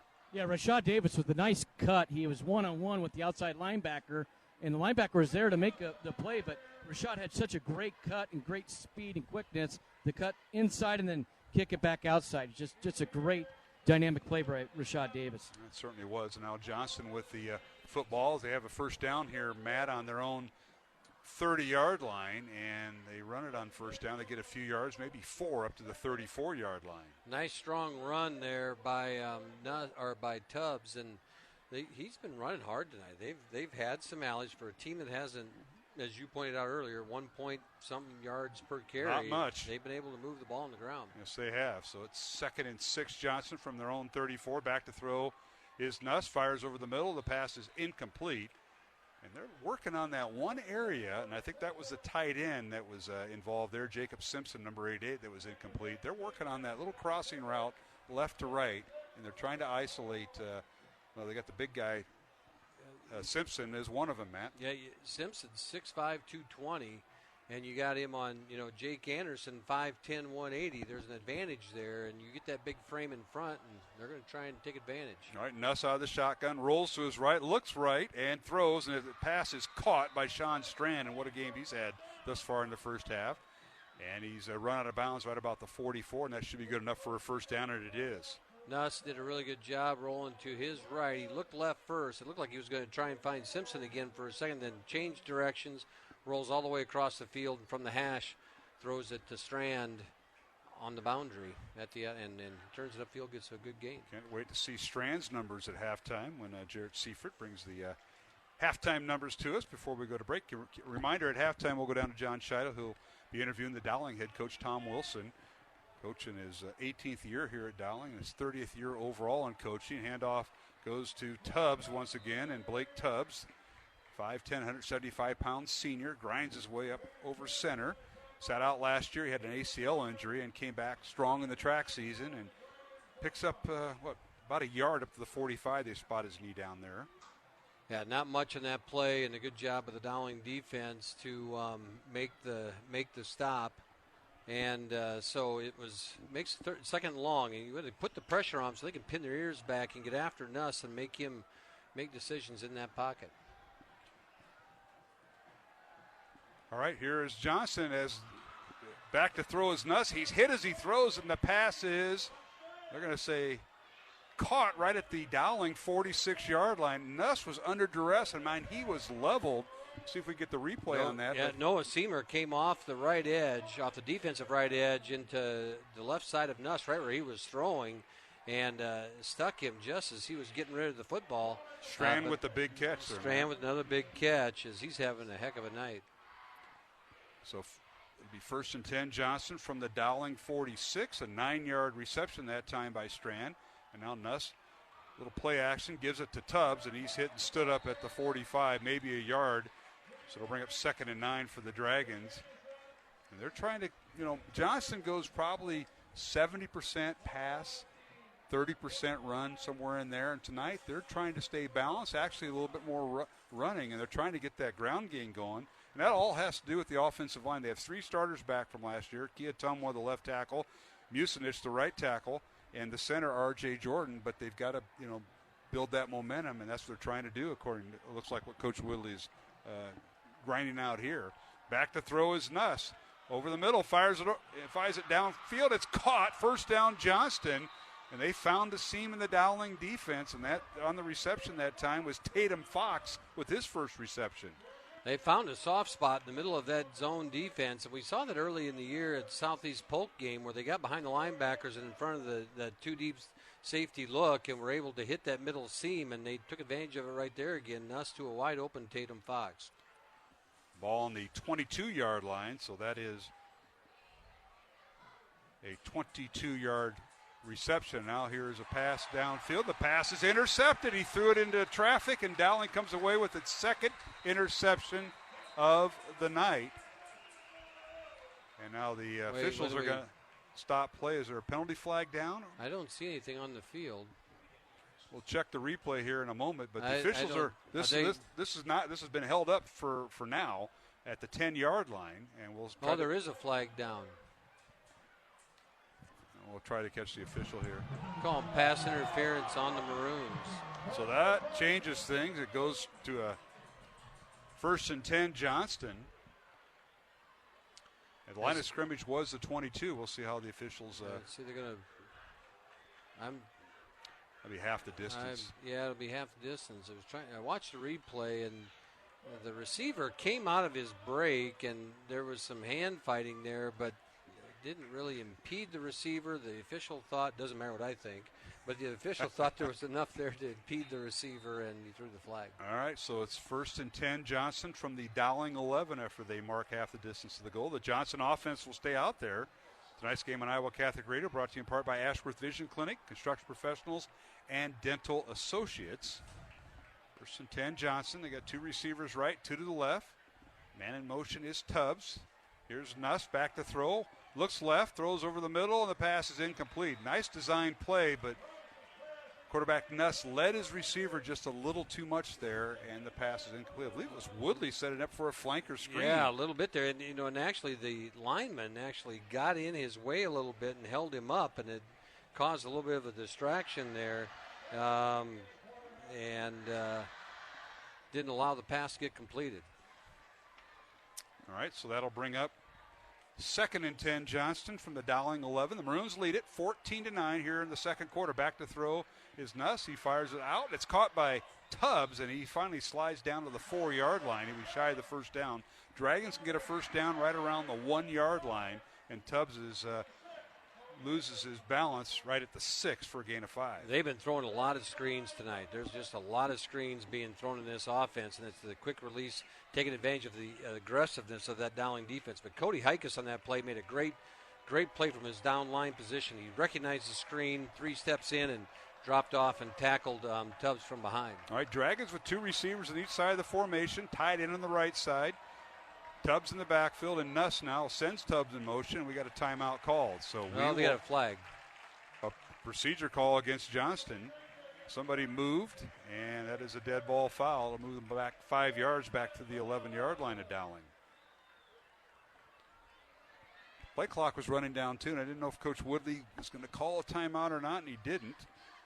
Probably wishes he would have now. The Johnston offensive coordinator this year is Jeff Lynch in his first year, taking over for Brett Becker, whose wife got a job outside of Des Moines, so he had a move. Defensive coordinator, as we mentioned, Jeff Helgeson. And the special teams coach is Mark Teagles. All right, here's Johnston, 3rd and 10. And now Nuss will keep it, wants to run, looks in the end zone, fires, and the pass is caught. Did he stay in? Incomplete. Caught it out of bounds. I think he was over the line of scrimmage. Well, they didn't talk about that, man. They threw the flag now. He caught the pass out of bounds, did the receiver. Oh, and that was Jacob Simpson. He caught the ball, but he caught it on the boundary, and now you got over the line of scrimmage, and they're going to assess that penalty. And isn't that a loss of down as well? Should be. Isn't it? Yes. It'll be 4th down now for Johnston. I thought as he was scrambling, he was a little bit because he threw it and his feet were across the 10. We could probably see it on the replay here, but he was definitely across the line of scrimmage. All right, the officials now are going to huddle up. Let's bring in John Chida. We normally don't do this in the middle of a drive. We don't want to catch you off guard, Johnny, but your thoughts thus far. And the Maroons look like they're going to accept this penalty. I don't think they have any choice. Yeah, because it's going to be 4th down. Because loss of down, and he was 2 yards across the line of scrimmage. But it's a nice job by Hikus and Hagen putting the pressure to make Nuss roll that pocket. But I never thought you had one interception earlier that ended up leading to a safety and then a touchdown, right? Then you had another interception here, and then you had the pass interference that's potentially going to be led to 3 points. So I've never seen when you have the turnover battle, you're winning that, or possibly a second turnover, and you're still going to give up scores, and Johnson's still in this ball game. Well, the Dragons now are going to attempt the 33-yard field goal. Thank you for that report, Johnny. The holder will be Daniel Greider. The long snapper is Nathan Rothler, and the kick is up. The field goal is good. So the Dragons now on the 33-yard field goal have cut the lead to 14-12, Dowling over Johnston. What an affair we have tonight. This could be a good one. With 4:46 to go in the second quarter, Dowling 14, Johnston 12 on the field goal by the Dragons. We'll take a break and come back here on Iowa Catholic Radio and CISN. Did you know you have a choice in your child's education? Smaller class sizes, dedicated teachers, a sense of community, and a caring learning environment. Whether it's in the classroom or at home, Diocese of Des Moines Catholic Schools deliver the best value in education, and we offer tuition assistance to help you afford it. Learn more about how the Catholic schools in the Des Moines Diocese might be the right choice for your child. Visit dmdiocese.org/schools. Support for Iowa Catholic Radio is provided by Dental Associates, addressing your smile needs and dreams. 515-225-6742. Des Moines-DentalAssociates.com. Thank you, Dental Associates, for your support of Iowa Catholic Radio. Iowa Catholic Radio, connecting listeners to Christ every day with people like you. Hi, I'm Kim Dietrich from St. Joseph Catholic School in Des Moines. Thank you for listening to Iowa Catholic Radio.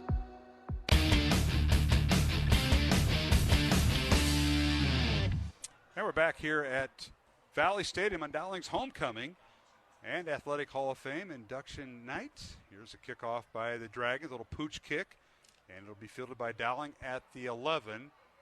And on the return, that is Jake Anderson near side, and he's going to be run out of bounds as he crosses the 35 up near the 37-yard line. That's where the Maroons will take over, 1st and 10. But John and Matt, as we look at that last drive by the Dragons, it went 11 plays and 70 yards.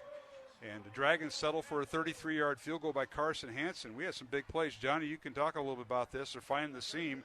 Fox with a 22-yard reception and Strand with a 9 and 10-yard reception, respectively, during that drive. So they found a little seam in the Dowling secondary, Johnny. Yeah, they're doing 3-by-1 sets, and they're using their running backs and their receivers and kind of motion back over the middle and finding those holes in between, like Matt said, the safeties and the outside linebackers. So those linebackers, when they're in man coverage, they're the ones that have to account for that extra running back when they go in that passing route.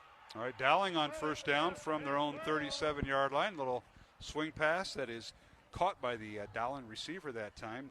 And that is number 80, Hank Brown, if you're watching on TV. And Hank maybe got a yard. A lot of east-west running and not enough north-south. And 2nd and 9 coming up here, Matt.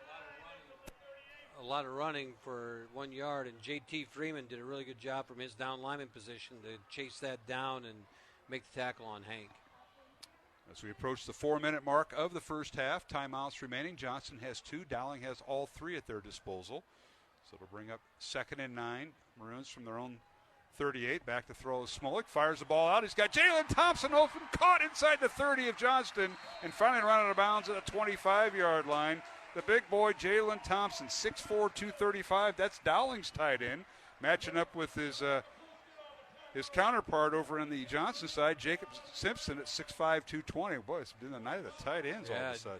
Jalen just got isolated on that outside there and got released, and he is fast for as big as he is and was able to get loose over the top, and Smolik put it right on him. 37-yard reception for Jalen Thompson. 1st down, Dowling at the Johnston 25. Maroons lead 14-12. And now Dowling will go back to the ground game from the Johnston 25. They give it to, is that Rashad Davis or Phillip? C.J. Phillip that time at number 30 for the Maroons.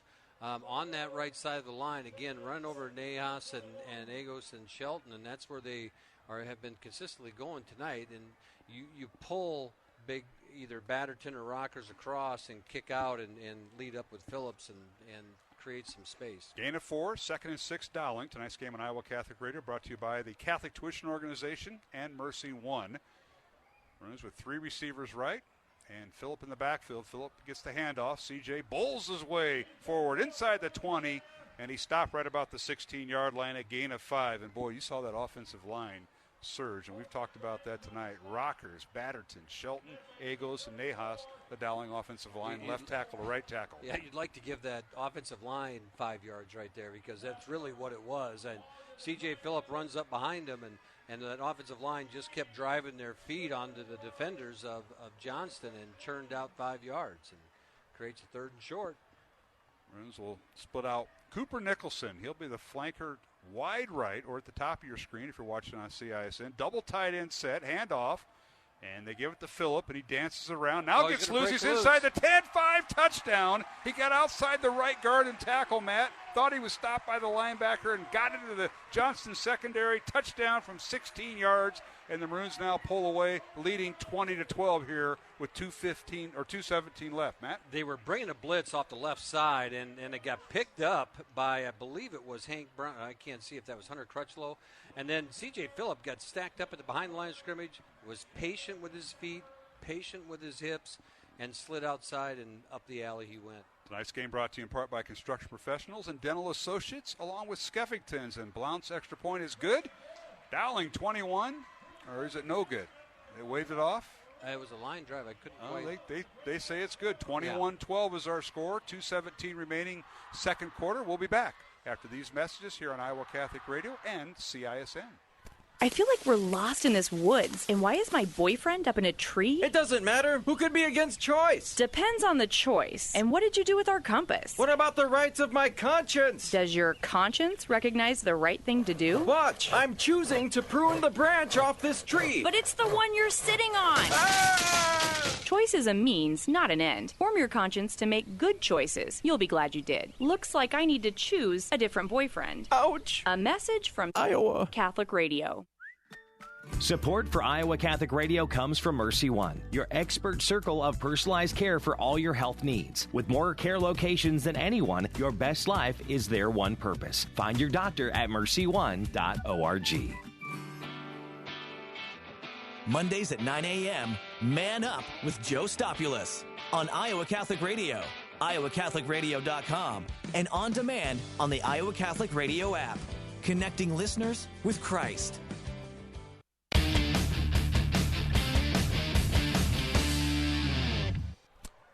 What an exciting night of high school football as Dowling kicks off to Johnston. Maroons lead it 21-12, and now on the kickoff, the return is to the near side as Johnston going left to right, and on that return was number 9, J.J. Shaw.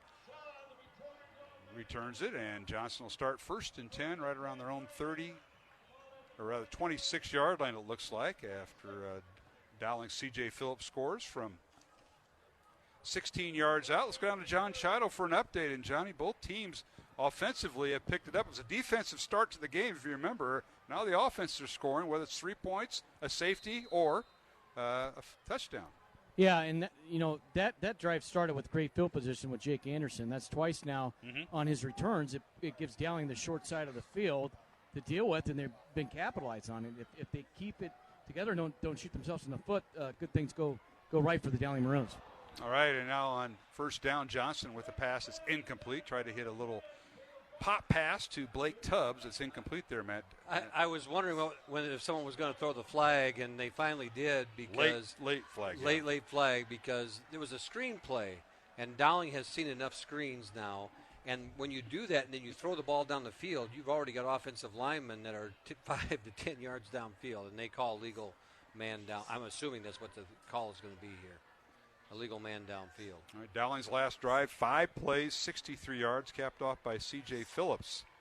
First touchdown of the night. Rashad Davis has a touchdown. They're going to pick it up. They're going to wave it off? Yeah. The only thing I can think of is that they said the pass didn't go beyond the line of scrimmage, and that could be. So in high school football, if your lineman can get downfield and start blocking if the pass is thrown behind the line of scrimmage. And I'm assuming that's what the call was, because big number 72 was 7 to 8 yards downfield looking to block somebody. Yeah, you're talking about Dom Lampera. Yeah. He's a starting left guard for Johnston, but they wave it off, so it brings up 2nd and 10. Dragons, they trail 21-12. 2:06 left to go, second quarter from Valley Stadium. Beautiful night, 71 degrees, and now here's a long pass downfield. It's tipped away, incomplete, and was that Ricky?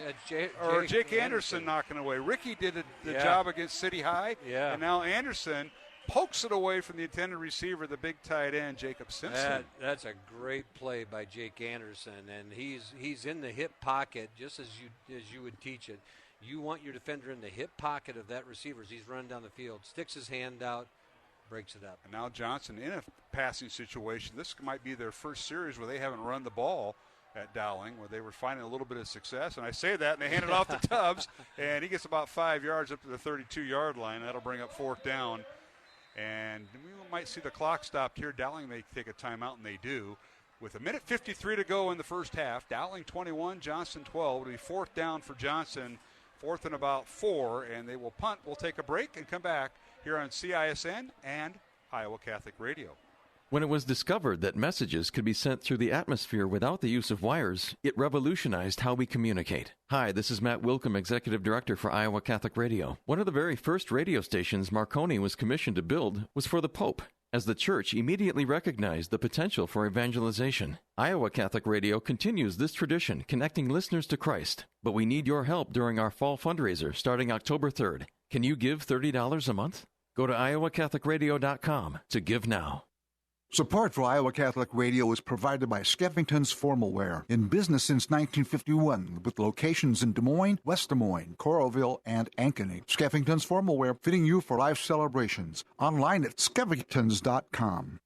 The leading Catholic voices are on the largest Catholic media network in Iowa. John Leonetti, Joe Stopulos, Gene Till. You're listening to the Iowa Catholic Radio Network.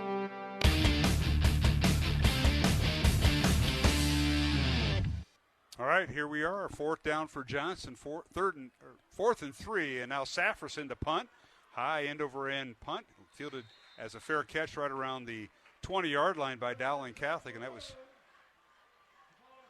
I believe, Cooper Nicholson back there.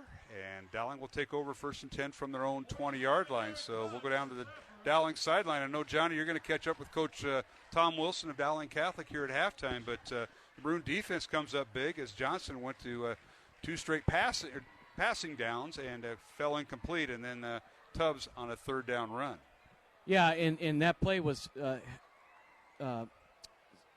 didn't operate the way Johnston wanted to, because Dealing Manning came from the backside and was able to get the ball carrier before he reached that first down marker. Just a great play and reaction by Dylan Manning. All right, Jackson Smolik, a little play action, and he fires it out. And Bo Gamble with the catch on the far sideline.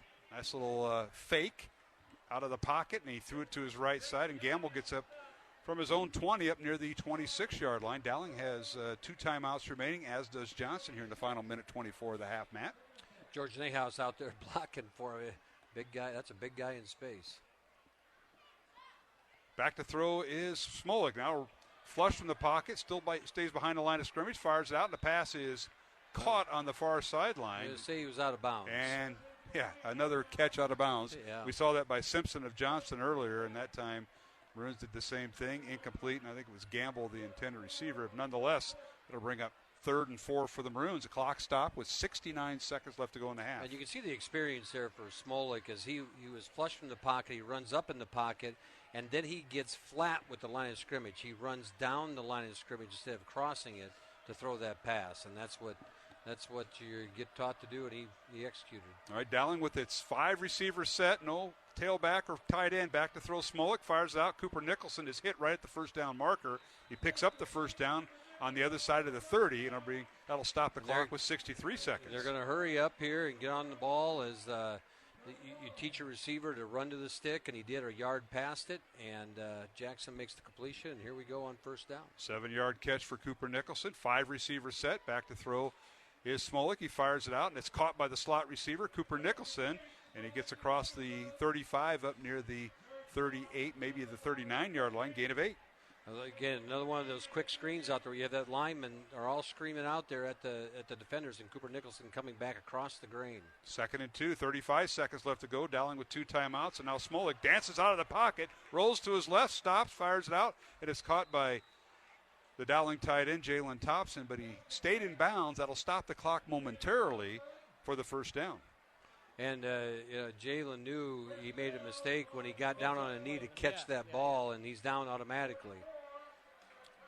Can't get out of bounds. And that'll stop the clock. Matter of fact, timeout called by the Maroons. So we'll keep it here. 27 seconds left to go in the first half. 21-12, Dowling with the lead over Johnston. You're listening to tonight's game on the simulcast, Iowa Catholic Radio, and CISN.TV. Mark Amadale alongside the coach and principal, Matt Mainring, on homecoming and Athletic Hall of Fame inductees. We're going to talk pancakes at halftime. Carolyn Kirchhoff is here, and we may have a special Hall of Fame guest who may or may not have played a little bit of levels of football above high school. And John Chido, you're on the Dowling sideline. Give us an update and maybe one of the questions or two for our listeners and viewers you're going to ask Coach Wilson at halftime, Johnny. Well, it just is kind of how how the ball game can change so quickly because you have the momentum and everything's going right, and you come off a turnover, then next thing you know, you give up 9 points in less than 3 minutes, and the ball game has changed dramatically. Yeah, that's tonight's game, no question about it. A big district game, week 6. Back to throw is Smolik out of the Dowling timeout. It's 1st and 10. Smolik will keep it, and he slides forward. They're going to spot him down right about the 49, it looks like, gain of 5. Gain of 5, but that scramble takes some time right there, and Dowling has 1 timeout left, 12 seconds on the clock. They're going to get 2 plays here, hopefully before the half, and try to get into field goal position. And it's a 5 receiver set. Smolik bounces out of the grass. Timeout.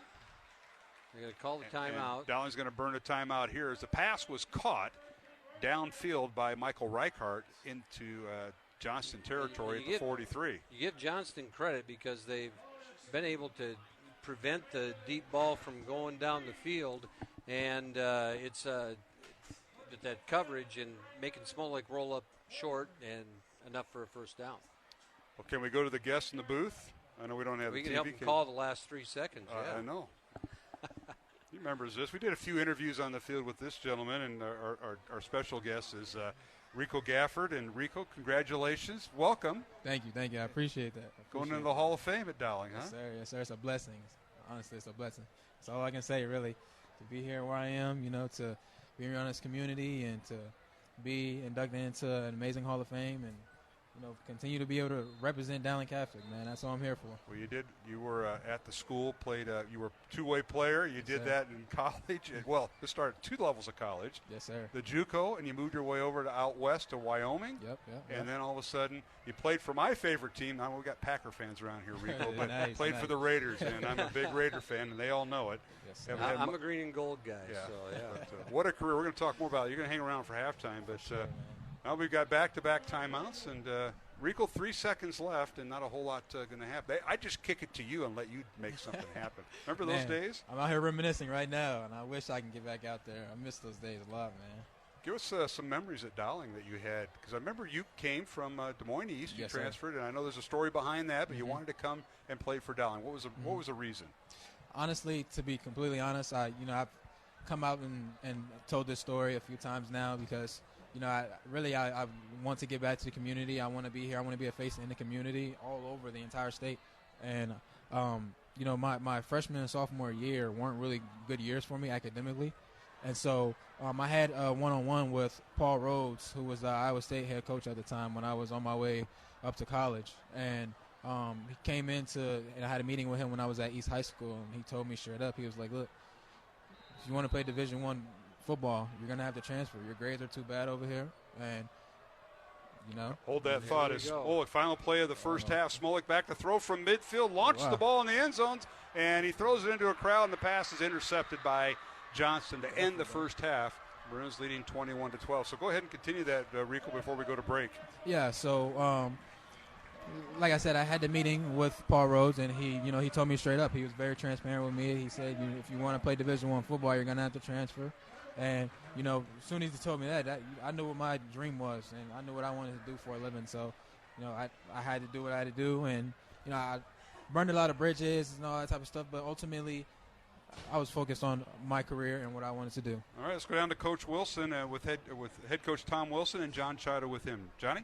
Coach, you can see how things just changed so quickly. You're up 7-0, and then you got an interception, then 2, and then 9 points, and the ball game just changed dramatically, and then the tempo goes back your way. But so far, your thoughts on the first half?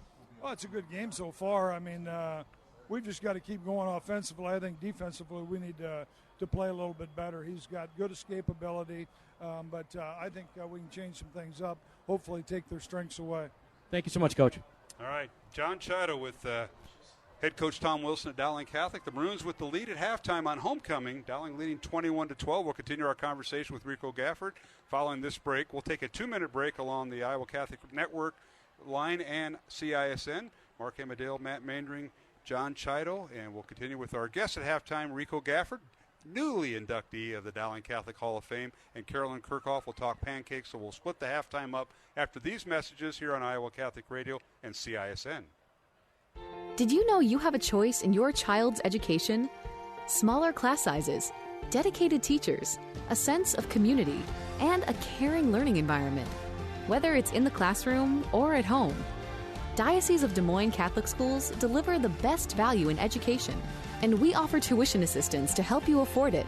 Learn more about how the Catholic schools in the Des Moines Diocese might be the right choice for your child. Visit dmdiocese.org/schools. Support for Iowa Catholic Radio is provided by CTO. Your support has helped thousands of students attend our Catholic schools. CTOIowa.org. At CTO, the bottom line, it's for the kids and their future. Join the Iowa Catholic Radio family for the celebration of Holy Mass at our Chapel of St. Gabriel the Archangel on the first Friday of every month at 11:30 a.m. The chapel is located at our network studios, 1355 50th Street, Suite 500 in West Des Moines. This is a Young Catholic Minute. Why does a loving God make us suffer? Okay, Adam and Eve, behind door number 1, perfect happiness. Door number 2, something else. Oh, we'll take door number 2. Ooh, bad choice, Adam and Eve. Behind door number 2 is not perfect happiness, which means that suffering, death, illness, and trans fat enter the world. The point is, God doesn't want us to suffer, and He doesn't make us suffer. We choose suffering anytime we turn away from Him and His plan, which, unfortunately, is a lot. And sometimes we suffer just because we live in the fallen world that Adam and Eve chose for us. But even out of suffering, God brings good by allowing us to choose Him again. If God were to say, hey there, everything will be just dandy if you follow me, are we really choosing God because we love Him? Or could the dandyhood factor be tipping the scales a bit? We can be sure we're truly following God when we choose to follow Him even through suffering, not just when it's easy. For more, go to youtube.com/youngcatholic. Listener-supported Iowa Catholic Radio, 1150 AM KWKY Des Moines, 94.5 FM K233BT Des Moines, 88.5 FM KIHS Adel. Online anytime at iowacatholicradio.com.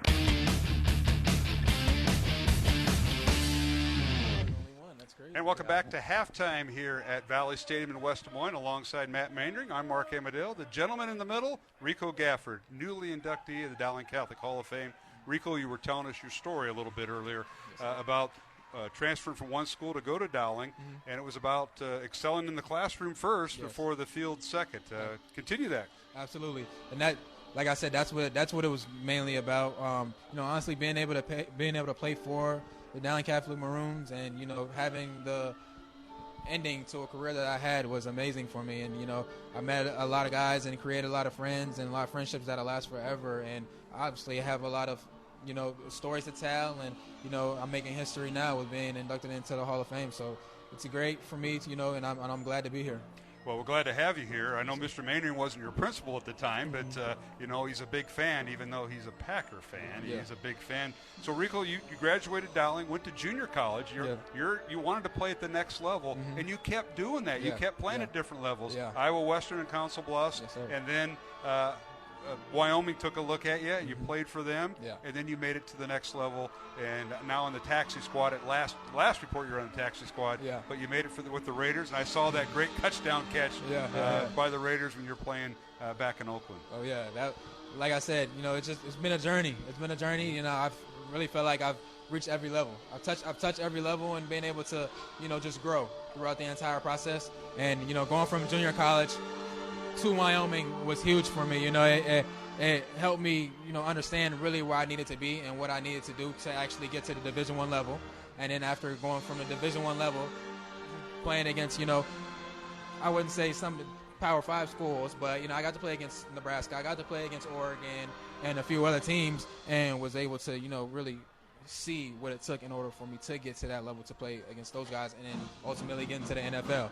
So getting to the NFL, I battled a lot of position change, whether they want me on the offensive side or the defensive side. And really, I've just done my best throughout it all, and I'm just training and putting in all the effort that I have to be able to show these guys that, whatever position you want me to play, I can play that. And, ultimately, sometimes it comes down to injuries and all that type of stuff, or, different decisions that are made or, errors that happen during the week. So I'm blessed, to have experienced what I've experienced. Right now I'm a free agent trying to, get back to work. So, yeah, I'm ready. Our halftime score, Dowling 21, Johnston 12, Mark Hamadale, Matt Maindring, and Rico Gafford, one of the newly inductees of the Dowling Catholic Hall of Fame. Matt, you got a question for I just appreciate your tenacity. I think that's a word that I hear over and over again that gets connected to you and about that grind. Can you talk about that grind a little bit? What's it like going from that, that D1 level, playing at Wyoming, to that next level? Because not many people get that opportunity. Right. You've had that opportunity, and what's that like? I mean, it's about, honestly, battling adversity over time and just, having a fight in you and just wanting to ultimately reach the top and just go and go and go as far as you can. And really, have my family to, thank for shaping me into the person that I am today, and just my, what I've gone through over the years, and the journey has just really created who I am today, and the grind will never stop. Ultimately, whatever I'm doing in life, I will continue to grind and show that, I can do whatever it is I put my mind to. And what I appreciate is your desire to give back. I've heard you say that more than once tonight already, and you've opened up a place downtown, and you've got to think, because you want to be a part of the community. Talk about that a little bit. I love Des Moines, Iowa. I love, the people, and I've never had a problem with anyone, and I just... I've learned a lot along the way. I'm only 26-year-old, but I've learned a lot, and to be able to give back what I've learned, and be able to help the next kid that wants to be the next Rico Gafford. Be yourself along the way, but learn from my mistakes, and ultimately you'll be able to reach wherever you want to go. That's great. Rico Gafford joined us here at halftime. Dowling leading Johnston 21-12. Rico, got to ask you. You put roots down in the community, but you're still trying to, make an NFL squad. You're on the taxi squad. Give us an update about your progress. Yeah, really what happened was, I was banged up a little bit, and, I'm getting a little older. So it's a lot of young guys out there. Yeah, it's 26. A lot of young guys out there that are coming from college levels, and, they're really good now. Sure. The competition is crazy, and it's getting better year by year. So, I'm a free agent right now, and, I was banged up a little bit, but I'm healthy now, and I'm ready to go. What was it like playing with Brett Favre this past fall? Let's see, look at this guy. Brett Favre. Brett Favre. Aaron Rodgers. Brett Favre's team. No, Aaron Rodgers. You played for the Packers. And I'll tell you were on their taxi squad, and you almost made the cut, and we saw some exhibition games. I know Matt was watching. Yeah. But what an experience. I mean, you've been all over. It was great, and really I can relate the Packers to Dowling. Going from I've started off at East High School and, in inner city and all that type of stuff, and then you go to a school that's, 99% graduation rate, 99% of the kids go to college, and, the sports are, overpowered and just really, really good and all that type of stuff. And then you go to the NFL and you play for a few teams, and I was on the Raiders and I was on the Broncos, and then just to play with the Packers and then the history that they have behind him is really, really, really amazing. So and just three Des Moines kids at the same time. Exactly, 3 Des Moines kids, and we had a lot of fun out there. We got closer. Obviously, those guys are rivals or whatnot, and I played against them a bunch when I was in high school. But ultimately we came together and we are close friends now. Yeah, I didn't think about that. You all three are about the same age. You and Lazard. Yeah, we're really close friends. Alan and I hung out this summer a bunch, and I got to know him a little bit better, and it was a good time. So. Yeah. All right. Great. Well, Rico, congratulations. Yes, sir. Dowling Catholic Hall of Fame. Yeah, congratulations. Yes, sir. Nice to meet you. Bet. Your restaurant is located where? We want to let our listeners know. So I have Rico's at Drake, that is located right across the street from Drake University, and I also have Vibes Kitchen and Bar that is located downtown near the Scotian Gardens. And you got family and friends helping you out. Yes. Congratulations on Dowling Catholic Hall of Fame. Thanks for coming out and visiting with the principal and I love that. Happy to be here. Remember the interviews we used to do in the field? Yeah. You did a good job with that. Good old days. That's right. All right. We'll take a break and come back here on Iowa Catholic Radio and CISN. Thank you. This is Adam Story, Diocesan Director of Marriage and Family Life, inviting you to the Milestone Marriage Anniversary Mass celebrated by Bishop Joensen on October 15th at St. Michael's Parish in Harlan. Couples celebrating milestone anniversaries will be presented with a special certificate of blessing and reserved seating for you and your family with a reception to follow. Learn more at dmdiocese.org or call 515-237-5004 to register. A message from Iowa Catholic Radio. Support for Iowa Catholic Radio is provided by Ashworth Vision Clinic. Complete eye exams, contact lenses, glasses, glaucoma testing, and pre- and post-operative care. 515-440-4610. AshworthVision.com. The leading Catholic voices are on the largest Catholic media network in Iowa. Father Fabian Moncada, Father P.J. McManus, Julie Nelson. You're listening to the Iowa Catholic Radio Network.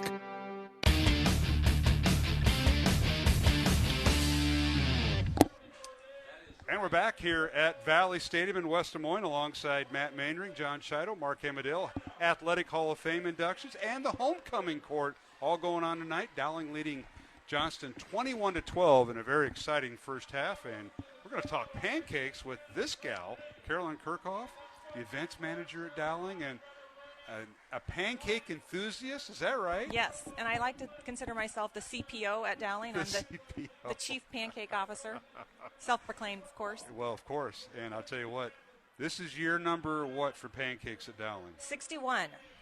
I should know that. That's about my age, almost. Not quite, but yeah. Mm-hmm. So it'll be Sunday, October 23rd, 7:30 until noon, Varied Industries Building at the Iowa State Fairgrounds in Des Moines on a Sunday morning. You got it. I tell you, October 23rd, we're about a month away. We are. Things are moving fast. So it's one of the biggest gatherings Dowlings has throughout the school and calendar year, right? True. A lot of people. True. I always thought the football games on Friday night were pretty big, 4, right? 5, 7,000, something like that. Okay, so we're going to get probably around 2,500. We had a young man last year that had the best service hour job, and he ran the clicker for every person that came through. You get service hours for that? He sure did. And I could get mine done, Mr. Maindring. Yeah, that's right. You need to get out a jug. Yeah, well, that's a Ron Gray issue, but I'm still working on that. All right, so let's talk about the celebrity flippers. Now, what do you mean by celebrity flippers? If I'm going to go through and have Ron Gray ruin my pancakes, that's not going to happen. Ron Gray is our most experienced and well-seasoned flipper. However, we have the fine folks. Mr. Maindring will be there. Now I'm getting better. I'm getting hungry, too. Dr. Ryan is going to be flipping some pancakes. I'm in. We also have Josh Sinclair, who is a recording artist from the class of, I'm going to go with 13. Okay. He has toured all over Iowa, or all across the country, and has music that's in syndication on TV. So he's done extremely well. He's just a great guy, and this is going to be his first time flipping pancakes. So we're ready to welcome Josh. Now, all they have to do is flip pancakes. They're not going to be involved with sausages, which are back this year, sausage links. I'm so excited. Yes. So we have a good friend, Pete Lowe, who is the class of 95, who is going to donate all the sausage this year. He's bringing up his 20-foot-long smoker. We'll have that right on the fairgrounds, and they're going to be making that fresh right there, right to go with your breakfast. Now, I saw on the list here Dowling coaches. Now, let's define that. Which coaches are we talking about that are going to be helping with this? Well, Tom Wilson is a great pancake flipper. I don't know if you know this. I do not. Okay, so he helps out every year. He does a great job.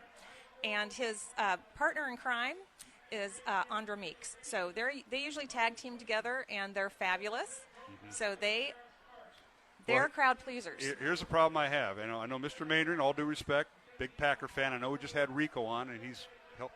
If Rico's around, he owns a restaurant. He could come out. He could flip some pancakes. Pancake breakfast. I will sign him up. There, he's right over here. So, but Tom Wilson, huge Chiefs fan, as you know, Rico, huge Chiefs fan. So okay, I get that. But are they all wearing I love pancake T-shirts. Dowling, huh? I just can't give away all the secrets. I can't say, like, the traditional things that you see every year at the pancake breakfast, that's going to stay in place, the foundation. So pancakes, sausages, all the good drinks. We've added some extra entertainment this year. Entertainment? Yes, yes. This is Sunday, October 23rd, folks. Mark your calendars, 7:30 to noon at the Varied Industries Building at the Iowa State Fairgrounds. All right, entertainment. Let's talk about that. Okay, so my good friend Steve Holland, he'll have the bands out there. We're doing a great job out here tonight. They're too. fantastic, fantastic. The choir may be joining us. We've got to fine-tune a couple of things like that. But this year we are adding a cakewalk.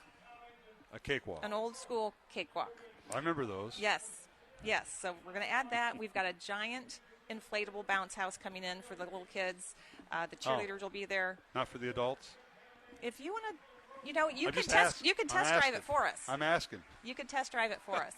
Giant inflatable bounce house. Yes. All right. And then all the maroon clubs and teams and whatever are going to be represented throughout the Varied Industry Building, as I understand. A little bit different layout or about the same or what? Yes, I cannot leave well enough alone. So we have we've kind of turned around the layout a little bit. It's going to definitely look a little different. Volleyball team will be joining us. We have choir coming out. A new club this year at Dowling is the Fashion Club. They will be represented. Core group will be there. We also have invited all of our parochial schools to come join us. So look for our friends from Christ the King and St. Luke's. A number of schools are coming out. Plus, we have some colleges and universities that will be present. So if you're thinking about going to a college, you may stop by those booths to get a little information. Well, I'm not, but my daughter might be. If she can get out of high school, maybe. She just started. Well, she just started. It's the journey. Right. It's year one. All right. Exactly. Carolyn Kirchhoff joins us. She's in charge of the pancake breakfast at Dowling Catholic High School. Mark Hamadale here at halftime. Dowling leading 21-12 over Johnston. Very exciting football game. But back to pancakes. All right, Carolyn, what are we missing here? You mentioned representatives from different universities, but there's going to be some photo ops going on, too. Yes, I'm so excited. So we do have some special guests coming in. We have the pancake person, and we have the bacon person coming in, the costumes. But we have two new friends coming in, the condiments of butter and syrup. So we will have butter and syrup. I mean, what else? What are you going to do with your pancakes? I use butter and syrup there on you mine, go. as you can tell, yeah. So we'll have a backdrop up there. So the alumni come on in, maybe if you have a class reunion coming together, get your picture taken. You don't have to have the sausage and bacon in there, but we'll have our backdrop. Future Maroons should get their pictures taken. Sure. Get ready to go. Absolutely. But you can't go without a ticket. Yeah, you got to have a ticket, but also the campus store is going to be there, right? Deb Deary has stocked up. She is ready to go. She's got a little bit of something for everybody out there, from the littles to the bigs. So all the spirit wear, and of course we're thinking down the road, holidays coming up, Christmas, stocking stuffers, etc. Yes. All right. Now, how do we get a ticket? Now, tickets, you just don't give them away. The students are very much involved. This is a pretty good contest. Been going on since when I was there. Get a skip day maybe for a class. But talk about how this works with tickets. We've got a big incentive for the kids this year. So you can purchase your tickets online at dowlingcatholic.org. You can get a sheet of 8 tickets for $64, $8 a piece. Starting tomorrow, you can buy individual tickets, and those will be $10 a piece. So if you'd like to get more bang for your buck, you can go ahead and get the sheet for 8. Okay, and that is going to dowlingcatholic.org. You can go on there and look. Yes. And now the tickets, the student, faculty, and staff will earn an extra day of spring break if they reach their sales goal, which is 550 sheets, or the equivalent of that. So we are about 70% of the goal. That's pretty good. We're a month out. We're a month out, so we've got a little work to do. So I invite all of our friends and alumni and Maroon fans to come out and get a ticket and stop by. We'd love to have everybody. And the date is Monday, March 20th. We get an extra day of spring break. Extra day of spring break. So we're looking forward to that. All right. Sausage, yogurt, breakfast beverages, bake sale, the bounce house, everything is going to be happening. Yeah, the bake sale is back. We kind of went away from that after COVID, but it's back this year. So we have a lot of area restaurants that are donating some great pastries and baked goods, as well as some friends that will be dropping things off. So if you'd like to make your signature cookies or cupcakes, feel free. We will take them. Secret family recipe? Yes. Yeah. And, that service hours for the kids, too. The other thing with the pancake breakfast, to make it sizzle, as I like to say, we need about 400 volunteers to make it work. Well, I'm one of them. The lady over there behind Mr. Maynard, my wife, she'll be the other, and we're certainly going to volunteer. I know. You're going to be in the front row. You are in the celebrity. You are a Hall of Famer. Well, like Rico Gafford. That is true. But first of all, I'm just trying to get my jug served, so I'm just hoping I can maybe work off some of those hours. And maybe Mr. Gray will notice. Right. I'm just trying to do that. Maybe All right. Mr. Mander can help you with your jug. Well, he has been. He's been very good with that. So Carolyn Kirchhoff is our guest here at halftime, amongst others, Hall of Fame night, as Dowling leads Johnston. Any final comments before we swing to a commercial and get back to football, Carolyn? Thanks for all you do behind the scenes. What a production it always is. It is so fun, and I don't tell anybody. This is just between me and you. Okay. But I have the best job. It is so fun. I get to work with all the parents, the alumni, and we have some fabulous sponsors this year. Again, Global Direct Mail is our lead sponsor. We like to call them the full stack. They're the full stack sponsor, but we have a lot of good people in this community that have supported this for a long time, so we are very blessed. All right. Carolyn, thanks for joining us here at halftime. Thanks for having me. We'll see you at the Pancake Breakfast. Okay, I'll be there. That'll be Sunday, October 23rd, Varied Industries Building, 7:30 to noon at the Iowa State Fairgrounds.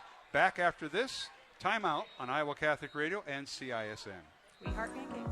Iowa Catholic Radio business underwriters provide people with the opportunity to hear the Word of God and grow in their faith each and every day. Our business supporters have helped expand our network, connecting more listeners to Christ. Would your business or organization like to share in this mission? If you own or manage a business, we would like to talk to you about how you can make a positive impact in the state of Iowa and beyond. To learn more about becoming an Iowa Catholic Radio underwriter, contact Deacon Mark 515-223-1150 or visit iowacatholicradio.com.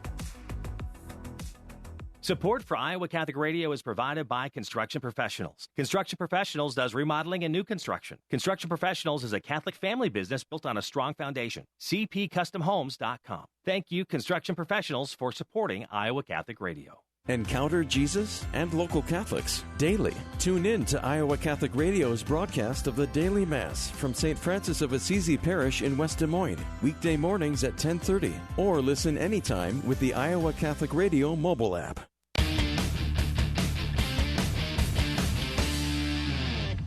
And we're back here at Valley Stadium in West Des Moines alongside Matt Maindring, Mark Hamadale, John Chido is alongside. John, let's go down to you before the second half kickoff. Dowling will kick off and defend the south end zone, while Johnston will receive and defend the north end zone. Your thoughts during this halftime break? We were busy up here, as you probably heard.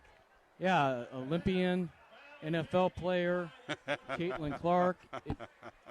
It's always exciting around Dowling Catholic. Well, it is, Johnny. It is. That's fantastic. And I want to thank my booking agents, Mr. Matt Maindring. And who else helped you with Jared Herring. Mr. Herring. Hey, Mr. Herring yep. came through in his AD role and helped us out. So that's how we got the professional football player on, Johnny. And then Caitlin Clark, her parents are just awesome, as you know. Yes. So, all right, what's your thoughts, Coach, as we kick off? Dowling kicks off, rather, as booting away is Marty Blount, and it's a directional kick, and falling right at the 8-yard line, and I think he just kind of mistook the kickoff with Tatum Fox. I don't know if the young man plays baseball, but I think he just got nervous and went down to a knee to make sure that ball didn't get by him, right. And then realized I can't get back up. And so, the ball gets down to the 7-yard line, 8-yard line, and Johnston's going to start in a hole. Johnston was impressive offensively in that first half. They did some things that I didn't think that they could do. And, Sean Strand had a heck of a half. Yes, he did. And those some big numbers on first down from the 8-yard line. Johnston starts deep in their own territory, and they give it to their tailback, who got a lot of work, Blake Tubbs, and he got a few yards, tried to turn the corner, and they're going to put him down right about the 10, move the 12-yard line, gain of 4, 2nd and 6. Just one score coming out of the half. I think Ankeny Centennial's up on Urbandale 20-16 in the, I believe that was the right score. We should have jumped on me here. We should have a load of scores here, and we'll pass them along. I know we'll get that through our CISN folks. I want to thank Randy Nielsen. Back to throw is Nuss, rolls to his right and finally run out of bounds, and back at the 10, 11-yard line before he's knocked down. A nice job chasing him was Cody Hikus that time, Matt. Hikus and Hagen, the young man Nuss is fast. He's a really good athlete, and he is quick, and they got those two big guys chasing him, and they couldn't get him, but again, they made him throw on the run, throws it down to the ground as he runs out of bounds. One score from half is Valley and Ankeny are tied 21 at the half. All right, Roosevelt leading North 20-16. The battle for the Central Iowa Des Moines City Championship, and it looks like Waukee took the lead, 17-14. And back to throw is Nuss. He overthrows the intended receiver on 3rd and long, incomplete, and they went for the big guy, Simpson, and down the far sideline, incomplete. Johnny talked about before the game, Dowling sitting in that cover 2 zone look, and they had help over the top, and great coverage on that play, and would have taken a perfect pass to get in there, and they almost connected, but it was a good defense there by the Maroons. So it brings up 4th down for Johnston, 4th and 6 from their own 12-yard line. Dowling leading 21-12 here on Iowa Catholic Radio and CISN as we simulcast our radio broadcast with their live stream broadcast. Here's the punt by Johnston, and Will Saffers from his own end zone on the hop. It's taken by Dowling Catholic. On the return, that is Cooper Nicholson, and he gets across the 40 down into Johnston territory at the 36-yard line. Maroons are going to have excellent field position here, Matt. With 11 minutes to go, third quarter, Dowling up 21-12. Dragons have scored on a touchdown, a field goal, and a safety in the first half. Let's go down to John Chido, and a good defensive stand that time by the Maroon defense, Johnny. Yeah, it really was. And it started up front with the 3 down linemen with Heikes and Hagan and Rumley putting pressure on Nuss, making him break the pocket and throw the ball later when he wanted to and on the run. And you got to credit Cody Heikes on that that second down play, and then, like Matt said, the help over the top with the nice coverage there. Yeah, it certainly was, and, staying away from the personal foul penalty as he tried to chase Nuss out of bounds. Now Smolik back to throw, looks downfield, he's got a man open, it's Trey Wilson, but he led him too far, incomplete at about the 10-yard line, and boy, he just didn't get a chance to get his feet set, did Smolik, but Trey running a nice route, similar to his touchdown route last Friday night in Council Bluffs. It was a good call there, Mark, as he was coming from the left side, the wide side of the field all the way across formation, and Smolik had shifted back that way and caught a glimpse of him late, and as you said, didn't quite get his feet set to throw the on-target pass. We'll bring up 2nd down 10 for the Maroons. Tonight's game on Iowa Catholic Radio brought to you in part by Skeffington's Formal Wear. Provides tuxedos, suits, and casual groom attire for weddings, proms, and other special occasions. Skeffington's Formal Wear with 5 locations in Des Moines, West Des Moines, Ankeny, Coralville, and Davenport. 515-283-0463. Matt? And I missed it. Johnny would have to help us with the penalty on the play, so it's 1st and 15 Yeah, now. I see they moved them back. Dowling back to the 41. Back to throw Smolik, being chased out of bounds. Fires in the end zone. The pass is tipped away and a penalty flag down, incomplete. But a penalty flag down as the ball was underthrown to the receiver that time, Cooper Nicholson, I believe. It was, and Cooper Nicholson was starting to come back for the ball and basically just got tackled. And they had coverage over the top. There wasn't a need to do it, but the other defender didn't know the other guy had his back there, and now they're talking about it here. Well, the ball, I think the ball was tipped. Yeah, that's exactly right, Johnny. The ball was tipped. Well, then all bets are off. And I think the officials are going to – the official that threw the flag saw the pass interference. Now his crew is going to come out and help and say, hey, I think the ball was tipped by the other defender, and this is going to be wiped off as a play on. And they're going to wave the flag off. That's a correct call. Dowling fans in front of us don't like it, but that is the right call, as we saw on the replay here, Matt. Watch this. It's the timing of the tip, really. Does the pass interference take place after the ball is tipped? That's the play before. But if the ball gets tipped, then everything is off. You can tackle anybody, you can do anything you want. And if the ball is not tipped, here's the pass interference was first, then it would still be pass interference. So. Yeah, now here's the throw by Smolik, and it's tipped, and then there's interference. So it was almost simultaneous. Yep. All right, now it's 2nd and 15. Dowling from the Johnston 41. The Maroons up 21-12 in the handoff, and getting back near the original line of scrimmage is the Dowling tailback, Rashad Davis, who's in there. He and C.J. Phillip have interchanged at that running back spot, and Davis gets some of that penalty yardage back, but it'll bring up 3rd and 11 for Dowling at the 37-yard line of Johnston. With all the action we had at halftime, we didn't get the halftime stats. I saw Coach Seifert walk through here. Yeah, we didn't have time. But, the Dowling offense didn't get a ton of run yards, but when they needed them, they got them. And so here they are in the 3rd and long. All right, 3 receivers to the left, 1 to the right. Dowling going right to left, south to north in their maroon uniforms, white pants. Back to throw. Smolik avoids pressure, fires over the middle. He's got a man open. It's Cooper Nicholson, and he drops the football as he hits the ground, incomplete. Had it and dropped it at the 10. That was the highlight reel catch if he'd have hung on to it. The young man dove, And Smolik had him and dove and outstretched and had the ball in his hands, but it's so hard to control that football as you hit the turf.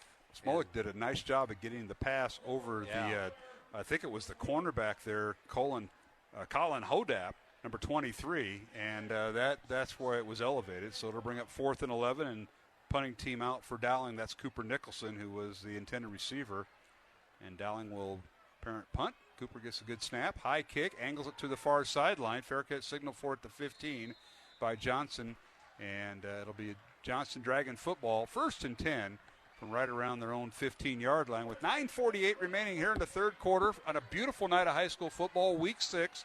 The score is Dowling 21, Johnston 12. Mark Amadale, Matt Maindring. Let's go down to the sidelines, and that is where John Chido is at. And Johnny, give us an update. Good defense that time by the Johnston Dragons, and we've seen that here.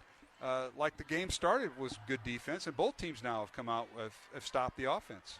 Yeah, it's been back and forth. I was thinking the same thing. This game started that's the way the game second started. half, just the same way the first half started, and so now we'll see as these offenses get ready to go.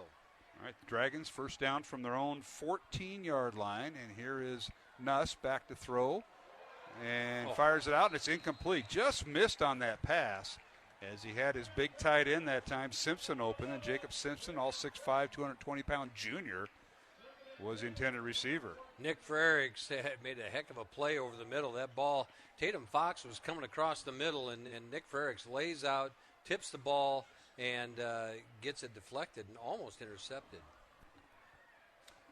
All right, bring up 2nd and 10. Dragons from their own 14, and now they give it to Tubbs, and he's near a first down. Ran over the right side and followed the blocking of R.J. Jordan, the center, Alex Flores, the right guard, and Jay Mucinich, the right tackle for the Dragons, and he's about a yard shy of the first down, up to about the 23-yard line. They'll spot it. Gain of 9 there, Matt. Justice Williams comes up and makes the hit right before the first down, and a good run there by Tubbs as they make the 3rd and short here and give themselves a little better option here on 3rd down. And they'll send 2 receivers to the left, 1 to the right. Tailback Tubbs will move to the right side of quarterback Will Nuss, 6 foot, 170-pound sophomore. Nuss on the read option gives it to Tubbs. He can't turn the corner. Stopped in his tracks. Penalty flag down. And it'll be shy of the first down, and we'll see what the penalty's about, Matt. Threw the flag right in the pile. He did not get the first down by the run, so we'll see what the call is. Face mask. Face mask Dowling. So they will get the first down. Yes, they will by penalty. And a first down for Johnson. That's 15 yards. Both teams have had a face mask tonight.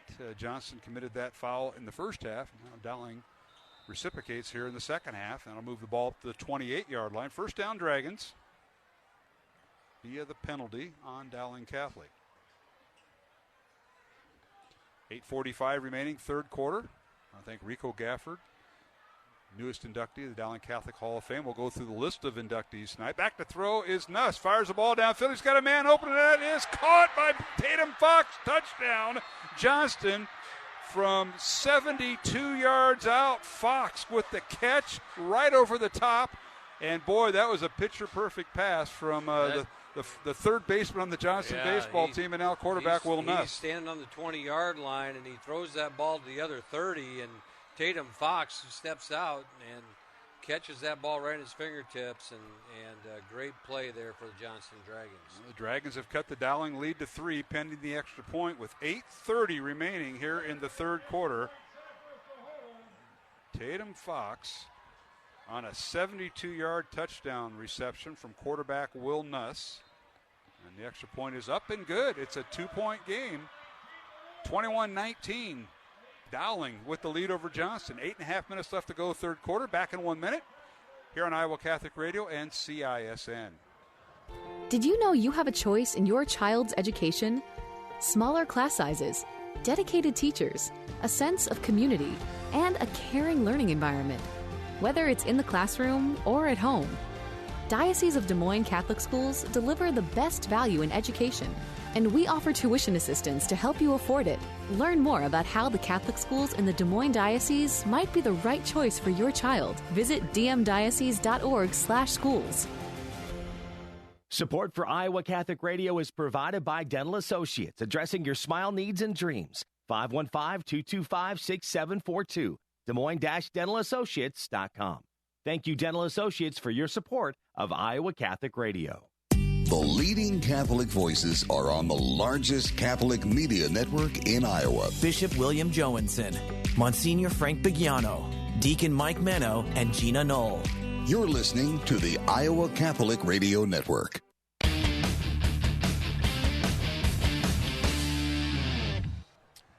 And we're back here at Valley Stadium on Dowling's homecoming and Athletic Hall of Fame night. Johnston has cut the lead to 2, 21-19 on Will Nuss's 72-yard touchdown pass to Tatum Fox, Carson Hansen's extra point, and gives the Maroons a 2-point lead. Now on the return, Dowling makes Jake Anderson on the return, gets it across the 30. He's up near the 35, maybe the 36-yard line, so good field position. But how about Johnston? They strike 4 plays, 86 yards on their second possession of the second half. And John Chido, the Dragons now have cut the Dowling lead to 2. Yeah, they sure have. And I don't know if you guys saw the replay or not, but it looked like from my angle it was kind of like an alarm where you had a screen and a go by the number 2 receiver, and I think they just both defensive backs kind of peeked into that screen play and let that receiver run over the top. But well set up. Better look on that instant replay. Yeah, well set up by Coach Brian Woodley, 21st year at Johnston.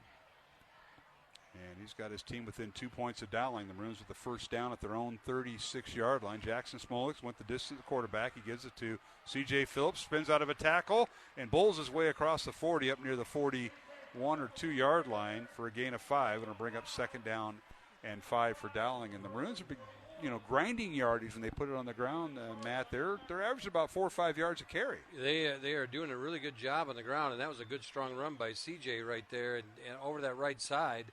And, again, outside of Nahas and got around the edge and broke the one tackle, had the alley, found it, and got the 5-yard gain. It'll be 2nd and 5, Dowling. 7:40 left to go here in the third quarter. Game clock is running. They send a man in motion, and that's Rashad Davis. And he gets the pass out of the backfield. It's actually a lateral pass. Davis cutting and angling forward, but a lot of east-west running. Couldn't turn it upfield, and he's tackled right at the line of scrimmage for no gain. Jared Klon there for the Dragons makes the stop, and you're exactly right, Mark, as he didn't see anything up close and kept sliding down the line of scrimmage trying to find a little gap to get up into, and he couldn't. The Johnston defense rallied and got the stop. Big third down here for the Maroons. That certainly is.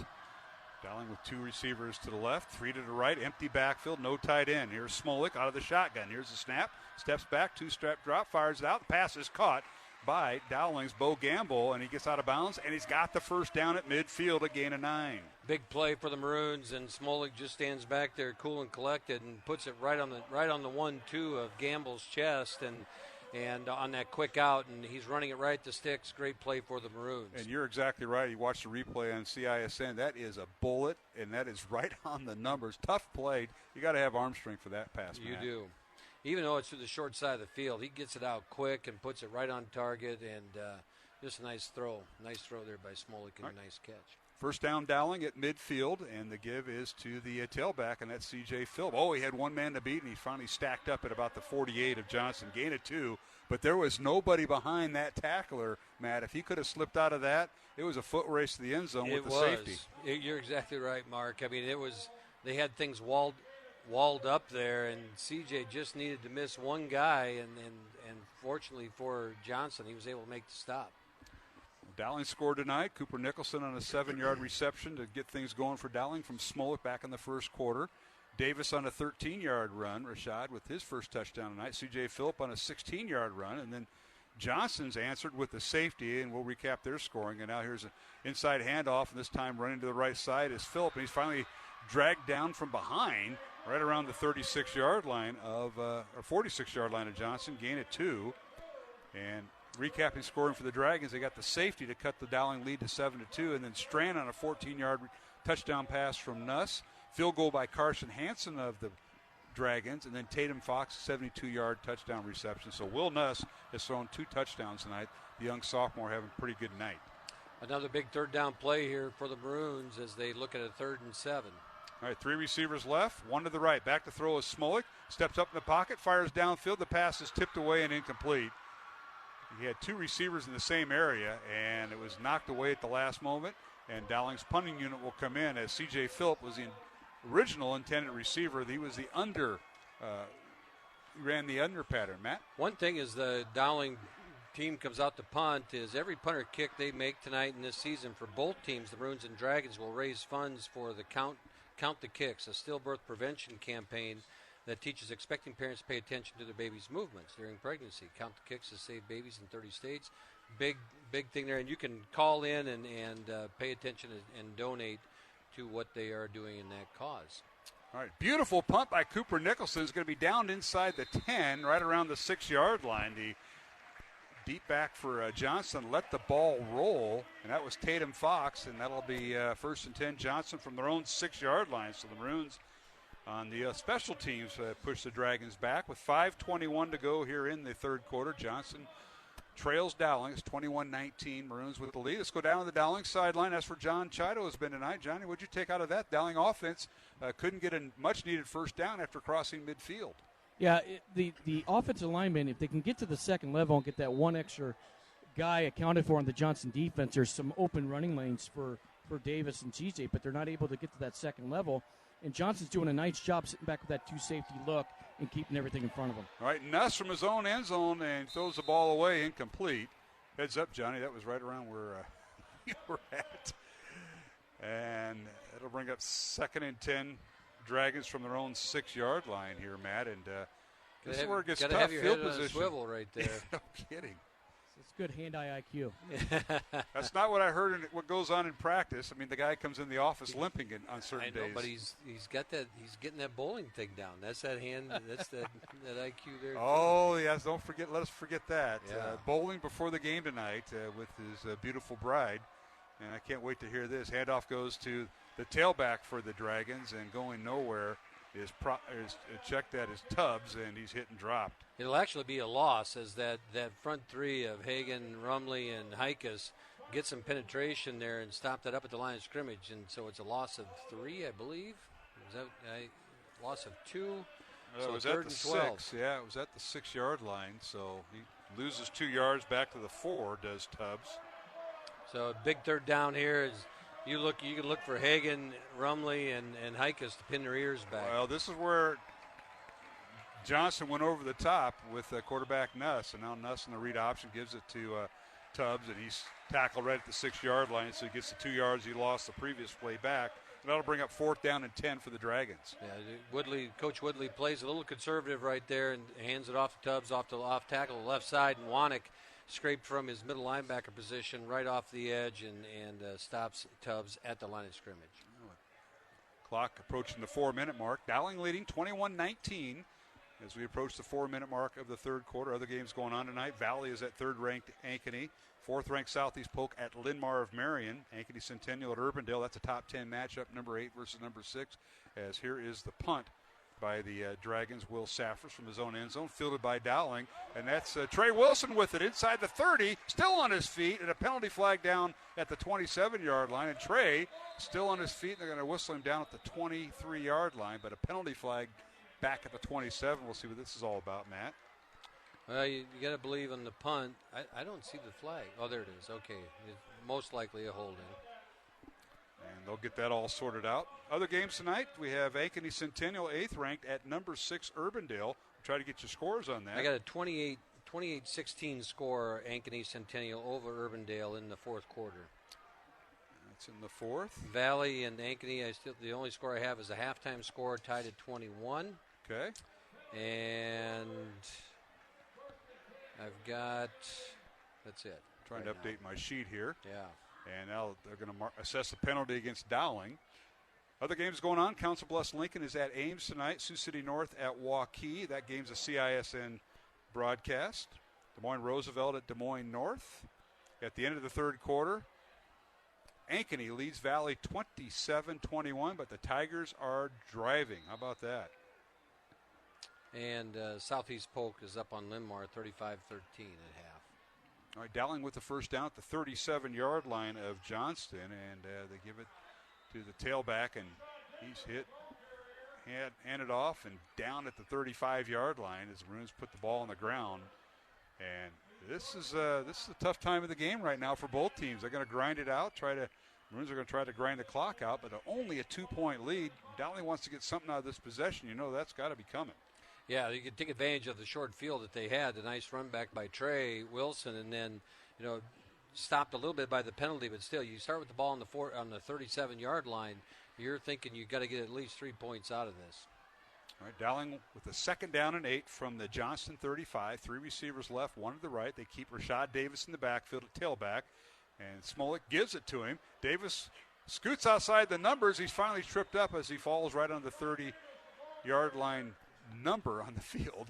And he tried to get outside, but he lost his feet. Nice hit that time by the Dragons, who put him down at a 31. They'll spot a gain of 4. Truly was kind of a shoestring tackle there on Rashad Davis as he slipped to that outside. And it looked like it was Steve McCoy, or just got enough of him. No, Jared Klon. All right, so bring up 3rd and 4 for the Maroons. Not sure if they're near field goal range for their young sophomore kicker. 3 receivers left to the right. Back to throw as Smolik fires out. Pass is caught. And a nice catch that time by Dowling Catholic. And a nice reception near a first down is Michael Reichart. Michael Reichart gets the first down for the Maroons, and you move the sticks. And that's a long throw. And it is. Giving that cushion. He's throwing from one hash all the way over to the numbers on the other side. To the wide side of the field, and that's a long, strong throw and a great catch. And to get 5 yards. Yeah. Needed 5 yards for a first down. Yeah. First down, Dowling at the Johnston 26. The Maroons will go with 2 tight ends, a receiver on each side of the formation. Rashad Davis at tailback, right behind quarterback Jackson Smolik. Gives it to Rashad. Right up the gut he goes. Leans forward inside the 20, down to the 19-yard line.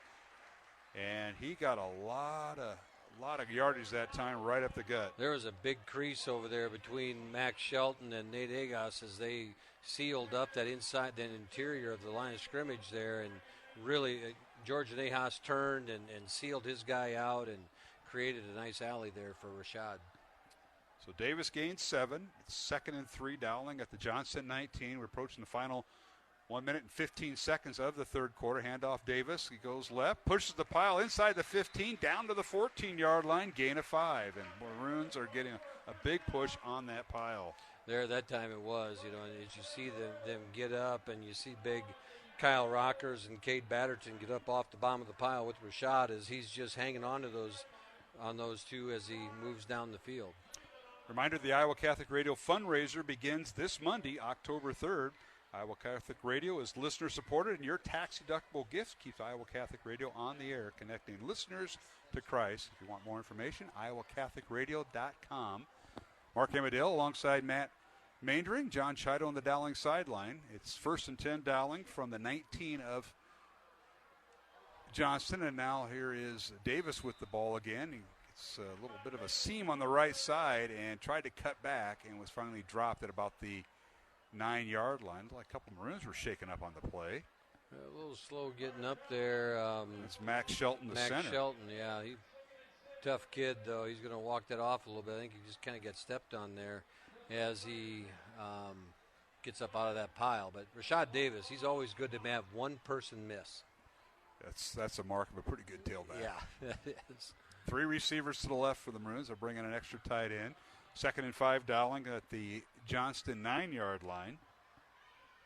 Here's Jackson Smolik back with the inside handoff, and he gives it in. Touchdown, Dowling. A nice little move that time. Rashad Davis, and Smolik sold the pass and hands off inside. And we'll see the replay here as Randy will get it plugged up for us, put up for us. That end got sealed up there, and just a great job by the Maroons as Jalen Thompson actually gets a good block out there, and yes, he does. And Rockers seals off the side, and Davis finds the home.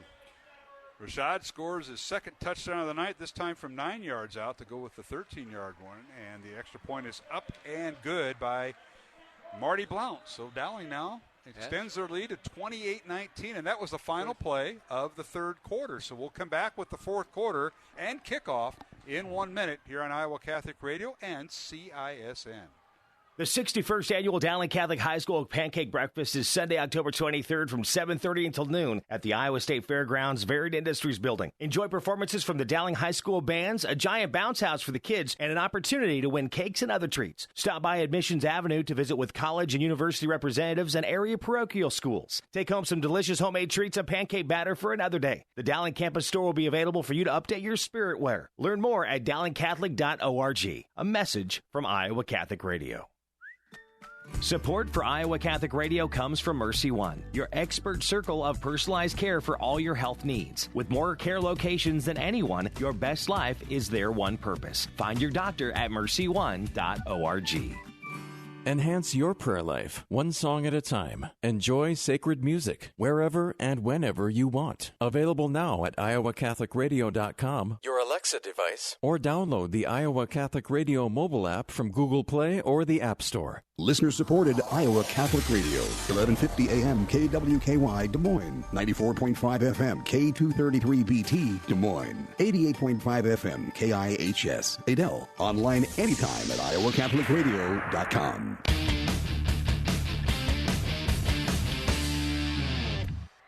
And we're back here at Valley Stadium. Dowling going 6 plays, 37 yards on the touchdown. Marty Blount with the extra point. Now he kicks off and is picked up by Johnston and tripped up. Oh, a game, might be a touchdown-saving tackle as Talon Proctor, outstanding point guard on their basketball team at Johnston, nearly ran it back. That play almost backfired on the Maroons, that short kick by Blount, and then it ends up being Michael Reichart makes a definite shoestring tackle. Yes, he did on that replay. Otherwise, he was in the end zone. All right, let's go down to John Chada before this play, and the Maroons now, let's see if their defense can hold Johnston, as the Dragons, Johnny, have went over the top to find success tonight. Yeah, they sure have. They've have great luck exposing underneath patterns, and then they hit that one over the top, but that's a big score here. We said it was going to be close late in the third quarter, and here we are. So. All right, back to throw is Nuss. Fires the ball downfield, and the pass is incomplete. He tried to hit his receiver right about midfield, and he couldn't corral him, and that was intended for Adrian Broadus. The backup quarterback was in the mix there, Matt, so they brought in their extra. You know, one person we haven't seen tonight a lot is Rex Woodley. Yeah. Their leading receiver, and either Dowling's neutralized him or Rex, I haven't seen his number out there much in the second half. Strand is the one that's been, had the hot hand in the first half, and with Nuss, he really is effective when he flushes out to his right side, and he's able to run, and that's his default. He wants to go out to the right side and get that ball off. All right, 2nd and 10, Johnston from their own 42. Back to throw Nuss. He goes over the top, and he overthrows everybody. Somebody ran the wrong way. Pass is incomplete. He had a couple receivers out there. One of them was Sean Strand. He was running the fly route, or rather the post route, and the ball was thrown like for a kind of a seam flag route. Yeah, a flag route. And Ferrix was the closest one to the ball. And fortunately for Nuss, he didn't leave that ball up in the air too much, and Ferrix didn't have enough time to get underneath it. So here you are in a big 3rd and 10, and if you're Johnston, you don't want to give the ball right back to the Maroons at this point. We've got a few scores we'll try to chime in here. 3rd and 10, Johnston from the 42. Back to throw is Nuss. The sophomore fires it out, and the pass is it caught in bounds? It is, right at the first down marker, the 47-yard line of Dowling. What a catch that time by Blake Tubbs, the tailback. Yeah, that was a heck of a catch as he's running out of bounds and was able to get 1 foot down.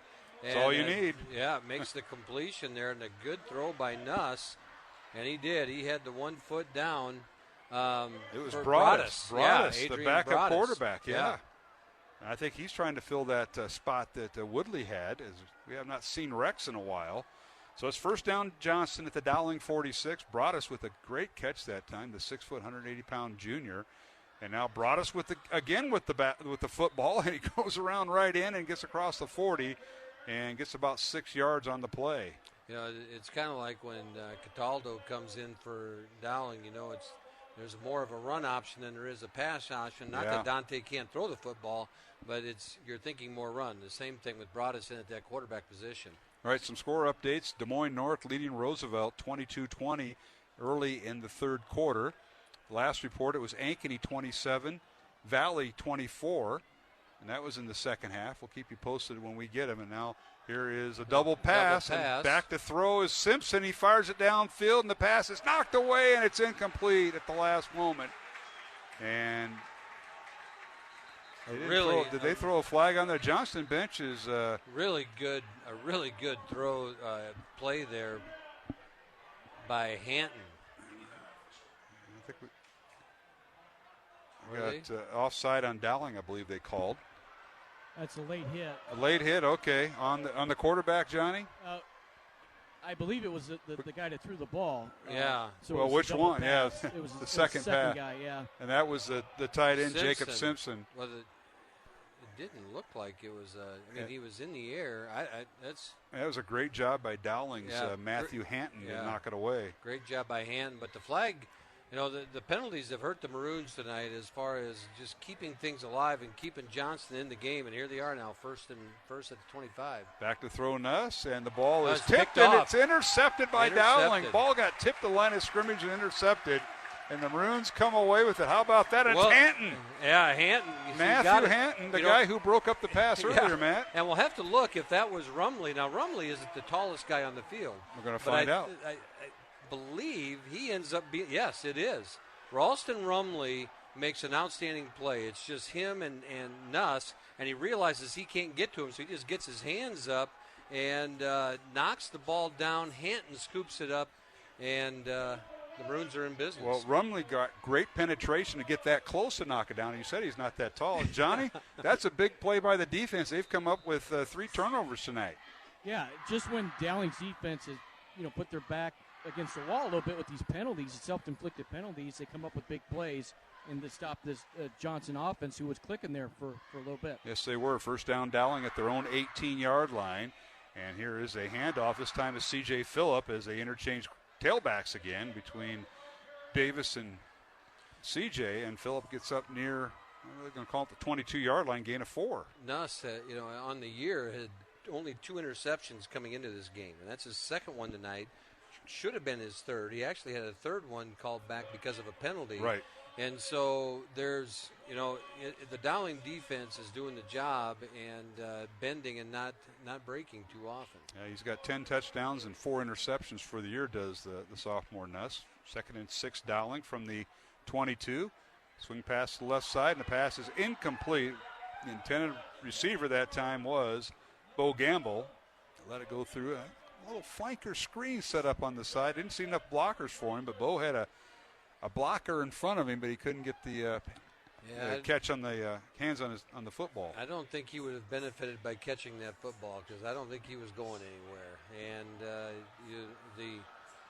the Johnson side was going crazy for a little bit there because they thought it was a backwards pass, but it was definitely a forward pass. It was not a lateral. Yeah, that's right. All right, so it's 3rd down for Dowling. 3rd and 6 for the Maroons on their own 22.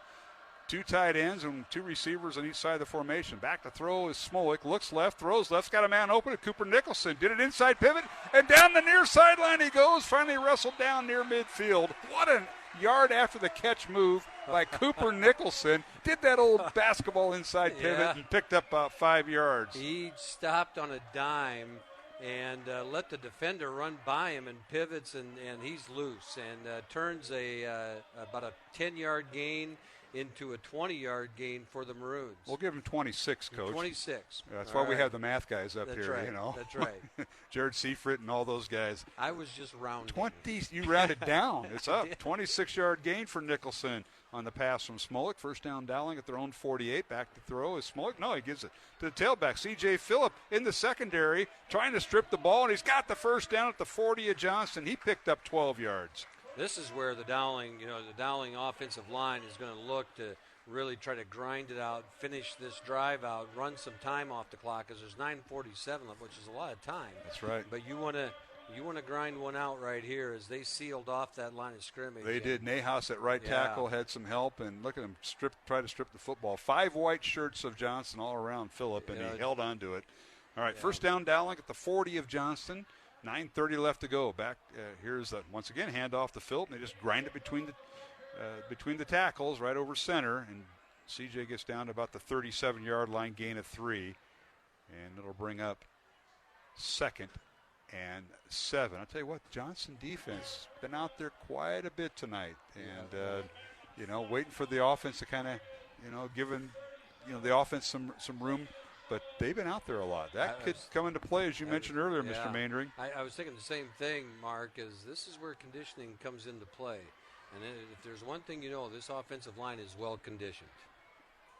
Maroons let the play clock run down. It's at 10 seconds now. And now here's the snap. Smolik, the give is to the tailback. And again, that is C.J. Phillip. Turns a corner, puts his head down, and grinds it down to about the 32-yard line for a gain of 5. The clock continues to run under 8 minutes and 40 seconds here in the fourth quarter. That's one of the better runs I've seen C.J. Phillip do from a vision standpoint, because the play was going to the short side of the field, and he's got his blockers out in front of him, sees it's walled up, but saw an alley back to his left side and snuck up in there and was able to squeeze out 4 or 5 yards to create a 3rd and short. Aiden George, Drew Teagles, and Colin Mack, the front 3 for Johnston. J.T. Freeman, Colin Hodap, Josh Kerber, Jacob Yanni, and Jack Ciota are their linebackers. Back to throw is Smolik, fires it out. The backdoor catch is caught inside the 20-yard line by guess who?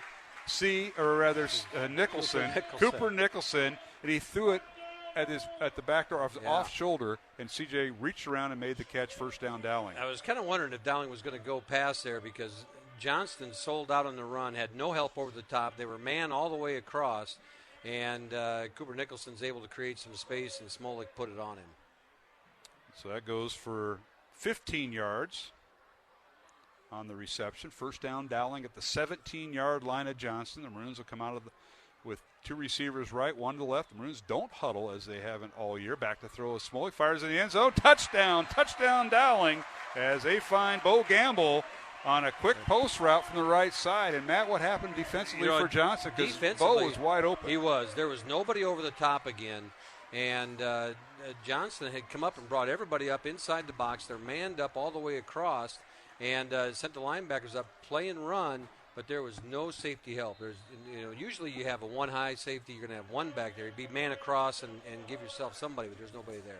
All right, the extra point by Marty Blount is up and good. And Dowling extends its lead to 35-19 over Johnston with 7:31 remaining here in the fourth quarter. Both teams with 3 timeouts left, and we'll take a break. Dowling 35, Johnston 19. From Valley Stadium and Dowling's homecoming here on Iowa Catholic Radio and CISN. When it was discovered that messages could be sent through the atmosphere without the use of wires, it revolutionized how we communicate. Hi, this is Matt Wilkham, Executive Director for Iowa Catholic Radio. One of the very first radio stations Marconi was commissioned to build was for the Pope, as the Church immediately recognized the potential for evangelization. Iowa Catholic Radio continues this tradition, connecting listeners to Christ. But we need your help during our fall fundraiser starting October 3rd. Can you give $30 a month? Go to iowacatholicradio.com to give now. Support for Iowa Catholic Radio is provided by Skeffington's Formalware, in business since 1951, with locations in Des Moines, West Des Moines, Coralville, and Ankeny. Skeffington's Formalware, fitting you for life celebrations. Online at skeffingtons.com. The leading Catholic voices are on the largest Catholic media network in Iowa. Kelly Mesher Collins, Deacon Mark Campbell, Matt Wilkham, Deacon Tony Valdez. You're listening to the Iowa Catholic Radio Network.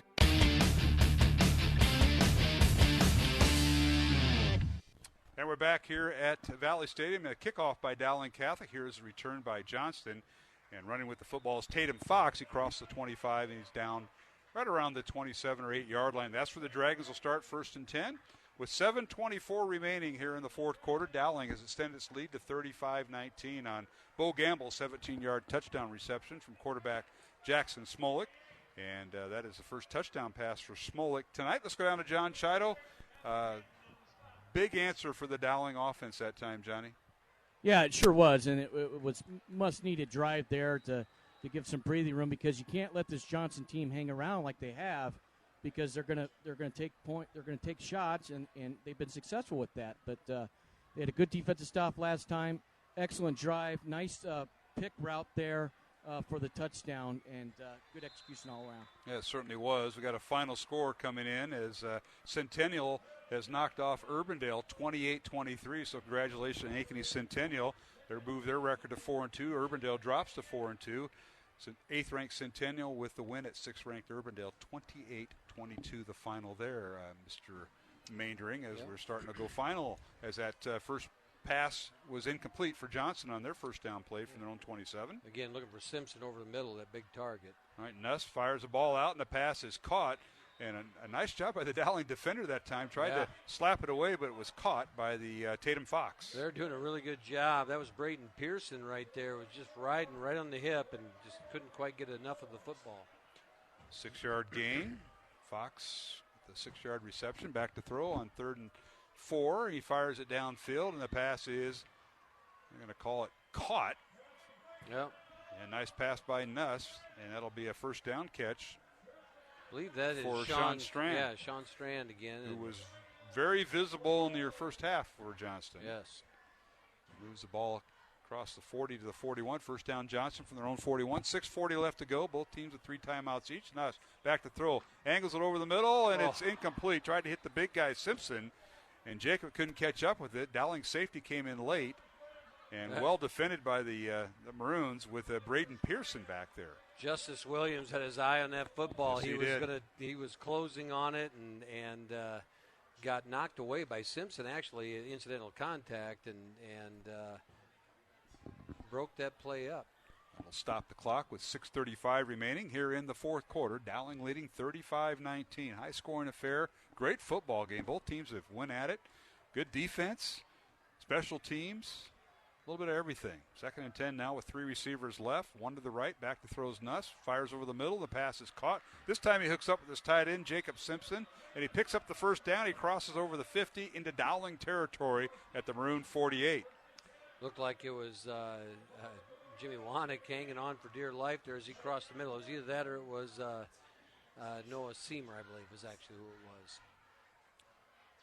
Gain of 11, and now back to throw is Nuss, and he tried to hit his big guy again, the tight end Simpson, running the fly route down the near sideline, incomplete as he threw the ball out of bounds. That'll stop the clock with 6:14 remaining. The clock right now is Dowling's enemy. The Maroons leading 35-19, but the Dragons in hurry-up mode here. They are, and Nuss is kind of locked in on Simpson right now. He's got a height advantage when he's out there against almost anybody, and but Jake Anderson has done a really good job of closing him down. It's right now it's Jake Anderson on him again. Justice Williams over the top as they play that cover 2 shell. All right, here's Nuss back to throw. Now being chased, and that'll be a hold. Nuss unloads the ball. It's incomplete. And that's one way to stop a sack is to hold. Just tackle. So that penalty will be spotted about the 43-yard line. It'll be a 10-yard penalty against Johnston. And this one's going to hurt. That was 2nd and 10. That'll bring up 2nd and 20. Yeah, that was or more. That was a flag that was pretty easy to call from the sideline. Tonight's game on Iowa Catholic Radio brought to you in part by Skeffington's Formal Wear. Also thanks to Ashworth Vision Clinic and Construction Professionals. A reminder, Iowa Catholic Radio is starting their fall fundraiser. That begins this Monday, October 3rd, runs all next week. And Iowa Catholic Radio is listener-supported. Your tax-deductible gift keeps Iowa Catholic Radio on the air, connecting listeners with Christ. Go to iowacatholicradio.com. You can donate from there. Back to throw Nuss. It's 2nd and 29, back at the 33-yard line of Johnston. And the penalty is it was a big penalty because you do it from the spot of the foul. And they marked 10 yards from the spot of the foul, so it made it 2nd and 29. Now it's 3rd and 29 after the incompletion, and Johnston's got their backs against the wall. Last play was incomplete, as you mentioned, so it's 3rd down, 29 yards to go for Johnston. As we approach the 6-minute mark here in the fourth quarter, Dowling trying to go 5-1. Setting up their meeting next week at Ames. Now they throw it over the middle. Pass is incomplete. Tatum Fox was the intended receiver. And this Dragon offense now, which we said earlier, they were about a 60-70% team that likes to pass every down, or 60 to 70% of the time, and they'll run it about 20 to 30%. Well, Rex Woodley has been out since the first half. We have not called his number and have not gotten a report. So that has made a big difference. That is their leading receiver, and they've been going to others. They had the touchdown earlier tonight, Matt, if you remember, by Tatum Fox. He stepped up. All right, Johnston forced the punt, and they get it away. Will Saffers punts it deep and fielded by Dowling at the 33-yard line on a fair catch by the Maroons. So we want to take a moment and congratulate Lauren Frericks, Queen, and Jack Williams, King. Is that how it came out? That's how it came out All today. Right. And so Jack Williams is the king, and Lauren Frericks is the queen this afternoon as we crowned them at the pep rally and dance tomorrow night. And you're going to be there? I will be at my post. I think it's 32nd homecoming dance. So, hey, John, what are you doing tomorrow night? Mr. Mainry, I think, is looking for a chaperone, to help him out. Yeah, what do you got going? You need me to tag you out? Yeah, something like that. Yeah. What are you and Kristen doing tomorrow night? Well, hopefully, I'll be working on my 224 bowling high score, lifetime high score tomorrow night. This is going to get legs. Yeah. He goes bowling before the game tonight because he's going to use his legs on the field and now on the sideline. Here's a handoff. C.J. Phillips, he may go from the Dowling. It's a foot race. Dowling 32 down the far sideline, and he's tripped up. Touchdown saving tackle by Johnston. That young man shaken up that made the tackle, but what a touchdown-saving tackle and a run by C.J. Phillip. Great run by C.J. Phillip as he hit the crease on the right side as we were mesmerized by Johnny's bowling. And he exploded through that right side line. Menson Martin made the touchdown-saving tackle for Johnston. Yeah. Nice run by C.J. Gets it all the way down to Johnston. I'm going to spot it right at the 25-yard line. And it really was a foot race. Actually, I think C.J. got tackled. I don't think he got touched. Called a 42-yard run for C.J. Now they get Rashad Davis in there, and he's hit and dropped as C.J. gets a breather. He's dropped about the 23, gained a 2. And we got another final. It was Ankeny defeating Valley 34-24, the final there. So Ankeny Hawks now 5-1, third ranked. They knock off Valley, which record falls to 3-3. That was Ankeny's homecoming, televised on CISN, the live stream up in Ankeny by Paul Yeager Productions, as we like to call it. 35-19, Dowling with the lead, and now Maroons will do the kneel down. No, I don't think. Or was it a bad exchange? Yeah, Looked like they were set up in a interesting formation. Yeah, they're under center there, Mark. That's the first time Jackson Smolik's been under center for a while here. I think since week 1. So it's kind of crazy to mishandled the snap, but the Maroons fall on top of the football. Johnny, with 4 minutes left, the Maroons just trying to grind the clock out. That's their enemy right now. Yeah, it sure is, and they've had some success running the football, spreading Johnson out, especially with the 3 receivers set one side with the attached tight end, and that base power back away from the trip side where it brings guys out of the box has been really successful. All right, 3rd and 10. Smolik will pass, fires downfield. He's got a man open right at the first down marker. That's Bo Gamble's got the first down. Slips a tackle and gets inside the 10 down to about the 9-yard line. What a move that time by Bo Gamble. He and Cooper Nicholson, the yards after the first down catch. Yeah, it's just fun to watch those two. They catch and they have a little hesitation. As soon as they catch it, just automatically. It's great coaching, if it's natural or not.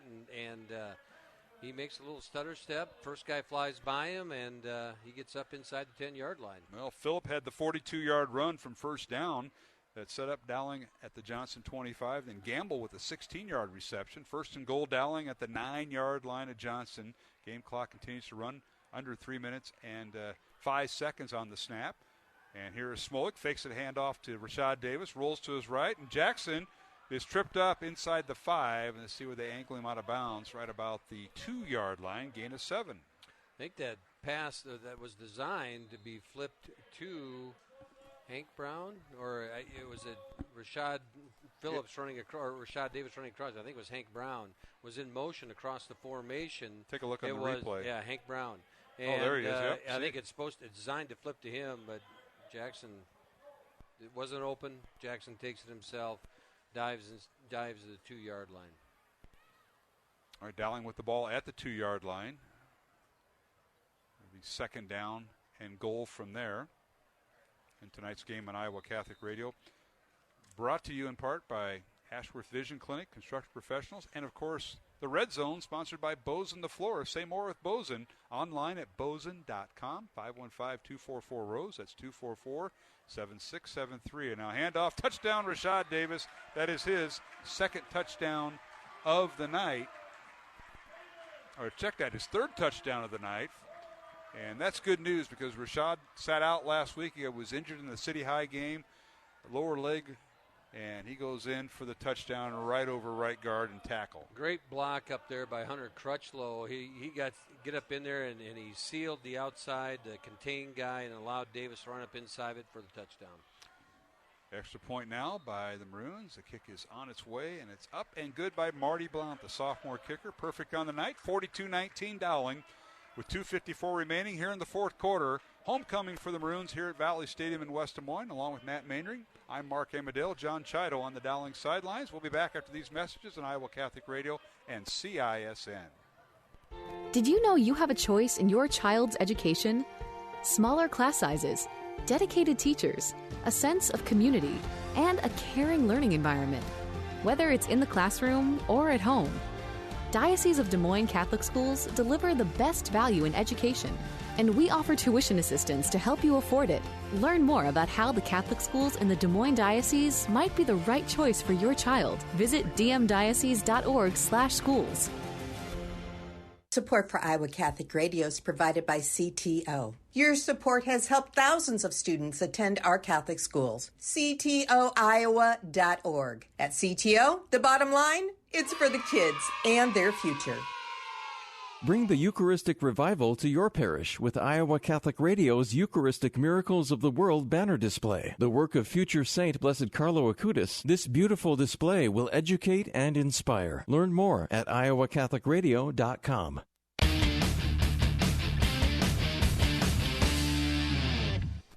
And Dowling with the squib kick after the kickoff. Maroons lead it 42-19. It was picked up by Jess Scott, and he was downed right at the 28-yard line. As for the Dragons, will start 1st and 10, trailing 42-19 with 2:50 remaining. John Chido, I'm going down to you. We're talking about post-game interviews. TV tonight with CISN. Your thoughts on maybe a couple players, offense or defense, you have in mind, Johnny? I was just thinking about that through my head. Defensively, Jake Anderson had a ball game when he had 2 interceptions and some big plays. It's one guy I could think of. You got Hanton down there, too? Hanton, yeah. I like Jake Anderson, too. He made some broke up some passes that could have gone. He did a really good job tonight. And Noah Seamer. Seamer had a nice play in the back corner of the end zone. Rumley tips that ball early, or just in that last series as they were driving. Yeah. You got choices. Yeah. Yeah, a lot of choices. A lot of nominees. I'm going to have Coach Pollack help me with the offense. That's not the guy you want to talk to. I knew it would get you. Yeah, it did. You know that. Back to throw is Nuss, fires it out, caught at around the 39-yard line, picks up the first down. Nice catch that time by the Dragons. They are not going to quit. Sean Strand, who was their go-to guy in the first half, with the catch. Tatum Fox runs off after that play. I saw that. A little bit of a stinger, I think. So Strand picks up 11. And it's first down, Johnston at their own 39. Back to throw is Nuss. He fires over the middle, and well escorted there was the tailback, Blake Tubbs, running a little post route. It's incomplete at the Dowling 40. That will stop the clock with 2:18 remaining here in the fourth quarter. I'd be remiss not to mention the Johnston, the newest athletic director at Johnston, came from down the hall from you, Mr. Mike O'Connor. I wonder if you think you got a parking spot here tonight reserved for him, or? Yeah, they did. It was over there at City Hall. They didn't, and no golf cart to usher him here.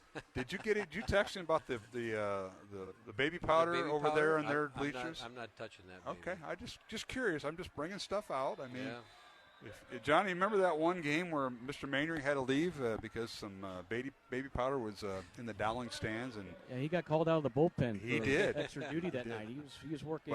We did a lot of overtime. mopping. Yeah, well, let's be honest, Johnny. The two former Dowling coaches and administrators are now on the Johnston coaching staff and administration.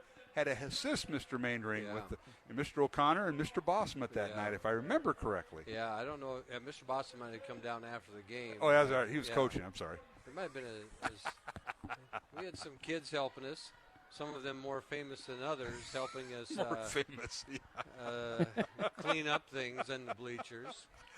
All right, 1st and 10, Johnston on the pass completion. Nuss back to throw. Rolls to his right, looking. Everybody's covered. He's hit it, and he throws it, and it's incomplete. Nuss hit and dropped, and hopefully he can get right back up. As he took a lick that time. Hit as he let the ball loose. And getting on top of that play was Ralston Rumley. Yeah, and Rumley got, I believe it was Rumley. Yeah, it was Ralston. He, as he was starting to let it go, he got a hit on him, and I hope Nuss is all right. All right, we're going to take a break, Matt. Excuse me. 42-19 is our score. Dowling with the lead over Johnston. 2:03 to go, and Will Nuss is down, the Johnston quarterback. We'll take a 1-minute break and come back along the Iowa Catholic Radio Network and CISN. This is a Young Catholic Minute. Why do I have to follow so many rules? Last week, I made some cookies. Shut up, guys can make cookies if we want. Anyway, I didn't want to follow that oppressive, rule-oriented recipe anymore. So instead of a cup of sugar, I substituted a cup of arsenic. The cookies were pretty terrible, but they illustrate a very good point. When we ask why we have to follow rules, we're really asking if we can trust God. If God is a tyrant who uses rules to oppress us and ruin our lives, then yeah, why would we want to follow those rules? But is he giving us rules to prevent us from being happy? Or is he giving us the perfect recipe for happiness? When we understand that God wants us to have life and have it to the full, we can start living like he wants us to. And we won't need rules anymore. For more, go to youtube.com/youngcatholic.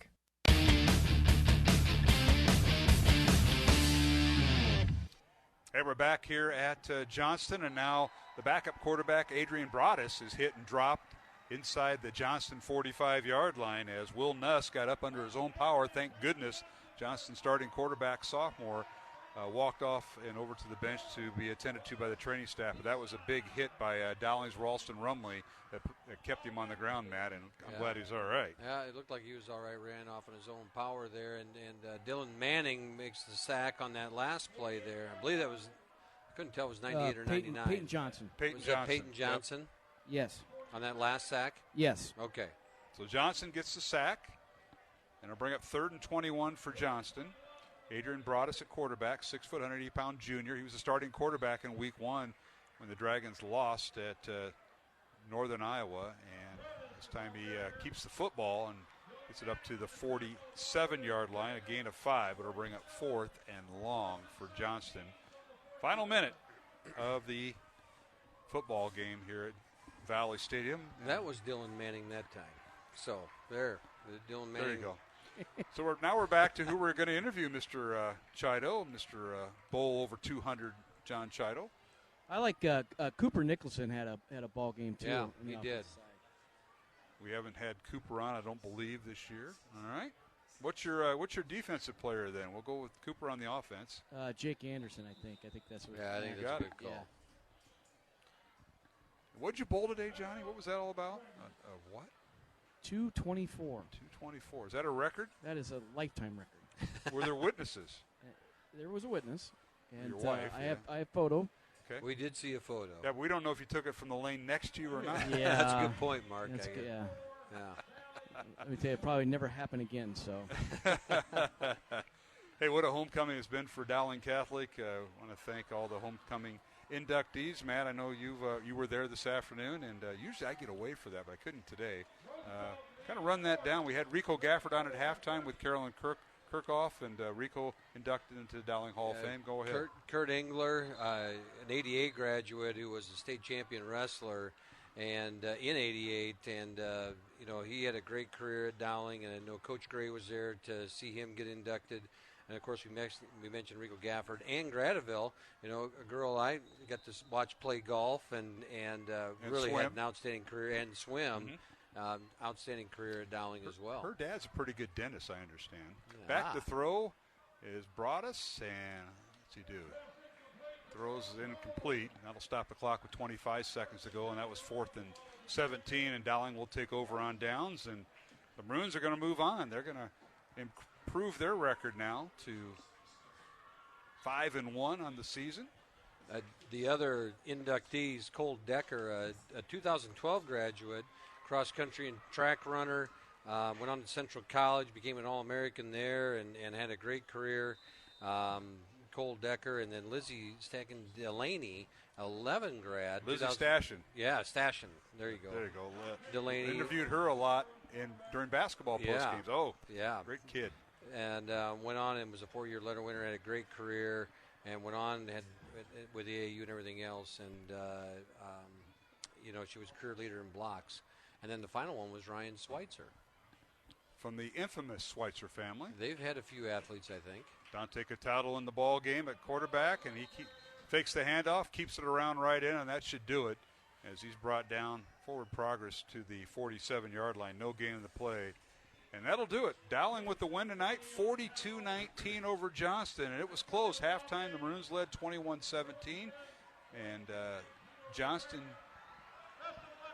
was hanging around most of the night. And Maroons win it by the score of 42-19. Congratulations to head coach Tom Wilson and Dowling Catholic. They improved their record to 5-1. They're ranked second in Class 5A. Johnston falls to 3-3. And the Dragons coming up next, Matt. They have a Thursday night road trip to Sioux City. Oh. And they'll be traveling up there to Football, Sioux City North. Football field issues. Huh? Yeah, they'll be up to the Sioux City. Yeah, well, both Sioux City teams are home next week. So sure. That'll be a Thursday night game, October 6th. Johnston as they travel to Sioux City North and take on the Stars. So I see a lot of hugs there on the coaching staff. Oh, absolutely. As Coach Bossum comes through, and what a great guy. Let's get a couple of scores in before we go to break. Sioux City North defeated Sioux City North 24-14 at Waukee tonight. That game was on CISN. Other finals has Waukee Northwest defeating Sioux City East 17-7. So Waukee Northwest now at 500. They are 3-3 on the season. And Sioux City East drops to 4-2. Other finals had Ankeny Centennial knocking off number 6 Urbandale 28-22, a final from Frericks Field at Urbandale. And the other final has number 3 Ankeny Downing Valley 34-24. Ankeny improves to 5-1. Valley falls to 3-3. And here it was Dowling Catholic 42-19. A winner over Johnston. Let's take a look at some of the numbers. Thanks to Jared Seifert. We didn't get him at halftime because we had all that stuff going on. So a lot of things we'll go through it now, and these will look real good. Dowling with 424 yards of total offense tonight. Johnston with 325. The Maroons had 235 of their 424 yards in the air, 189 on the ground. For Johnston, 264 yards passing by Will Nuss and company, 61 yards rushing for the Dragons. The Maroons were penalized 7 times for 67 yards. Johnston 5 penalties for 51 yards. First downs, Dowling with 22. Johnston with 17. Jackson Smolik went 21 of 29 passing, 235 yards, one interception, and 2 touchdowns tonight. Will Nuss 14 to 37 passing with 276 yards, 2 touchdowns, and an interception. For Dowling, C.J. Phillip was the leading ball carrier, 13 carries, 107 yards, and a touchdown. Rashad Davis, 16 carries, 70 yards, and 3 touchdowns. Smolik, 3 carries for 11 yards. And for Johnston, Blake Tubbs, 14 carries, 52 yards. Adrian Broadus, 2 carries for 11 yards. Leading receiver for Dowling tonight was Cooper Nicholson. He'll be one of our guests. We're trying to line up here in the postgame show. 7 catches for 99 yards and a touchdown for Cooper. Bo Gamble, 5 catches for 72 yards and a touchdown. Jalen Thompson, 2 catches for 42 yards tonight. Michael Reichart, 2 catches for 14 yards. And C.J. Phillip, 2 catches for 9 yards to lead Dowling. For Johnston, Tatum Fox, 6 catches for 107 yards and a touchdown. Sean Strand, 4 catches for 61 yards and a touchdown. Rex Woodley, 1 catch for 50 yards. And Jacob Simpson, 2 catches for 29 yards to lead the Dragons. Once again, the final, Dowling 42, Johnston 19. The Maroons with 424 yards of total offense and Johnston with 325. And our thanks to the real math teacher up here that knows the numbers, Jared Seifert, on that. So we'll take a break. We'll take a 2-minute break. We'll notify the Iowa Catholic Radio Network and CISN. 2-minute break, and we'll go to the post-game show on the field with John Chido. When we return, final score, Dowling 42, Johnston 19, here on Iowa Catholic Radio and CISN. It can be easy to look at how someone is dressing or acting and judge them. But have you ever thought about how much grace is available in these situations? The next time someone makes a questionable decision, instead of judging and condemning, uphold their dignity for them. We do greater good by lifting them up in prayer and respecting their personhood than if we mentally tear them apart in our thoughts. We can uphold the dignity of others even when they are unable to recognize their own value. Support for Iowa Catholic Radio is provided by Ashworth Vision Clinic. Complete eye exams, contact lenses, glasses, glaucoma testing, and pre- and post-operative care. 515-440-4610. AshworthVision.com. The leading Catholic voices are on the largest Catholic media network in Iowa. Mother Angelica, Father John Trigilio, Marcus Grodi. You're listening to the Iowa Catholic Radio Network. Iowa Catholic Radio business underwriters provide people with the opportunity to hear the Word of God and grow in their faith each and every day. Our business supporters have helped expand our network, connecting more listeners to Christ. Would your business or organization like to share in this mission? If you own or manage a business, we would like to talk to you about how you can make a positive impact in the state of Iowa and beyond. To learn more about becoming an Iowa Catholic Radio underwriter, contact Deacon Mark 515-223-1150 or visit iowacatholicradio.com. Support for Iowa Catholic Radio is provided by Construction Professionals. Construction Professionals does remodeling and new construction. Construction Professionals is a Catholic family business built on a strong foundation. CPCustomHomes.com. Thank you, Construction Professionals, for supporting Iowa Catholic Radio. Wednesdays at 9 a.m., listen to Be Not Afraid on Iowa Catholic Radio, iowacatholicradio.com, and on demand on the Iowa Catholic Radio app, connecting listeners with Christ.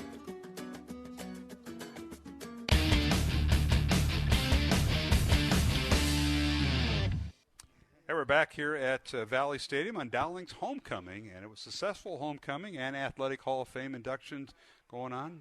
Dowling 42, Johnston 19, the final. Mark Amadale along with Matt Mandring, as we'll go down on the field here with John Chido, and Johnny's got a couple of Dowling players. We're going to start off with Johnny and Jake Anderson, who had a very nice night defensively. Johnny, take it away with the Dowling senior, Jake Anderson.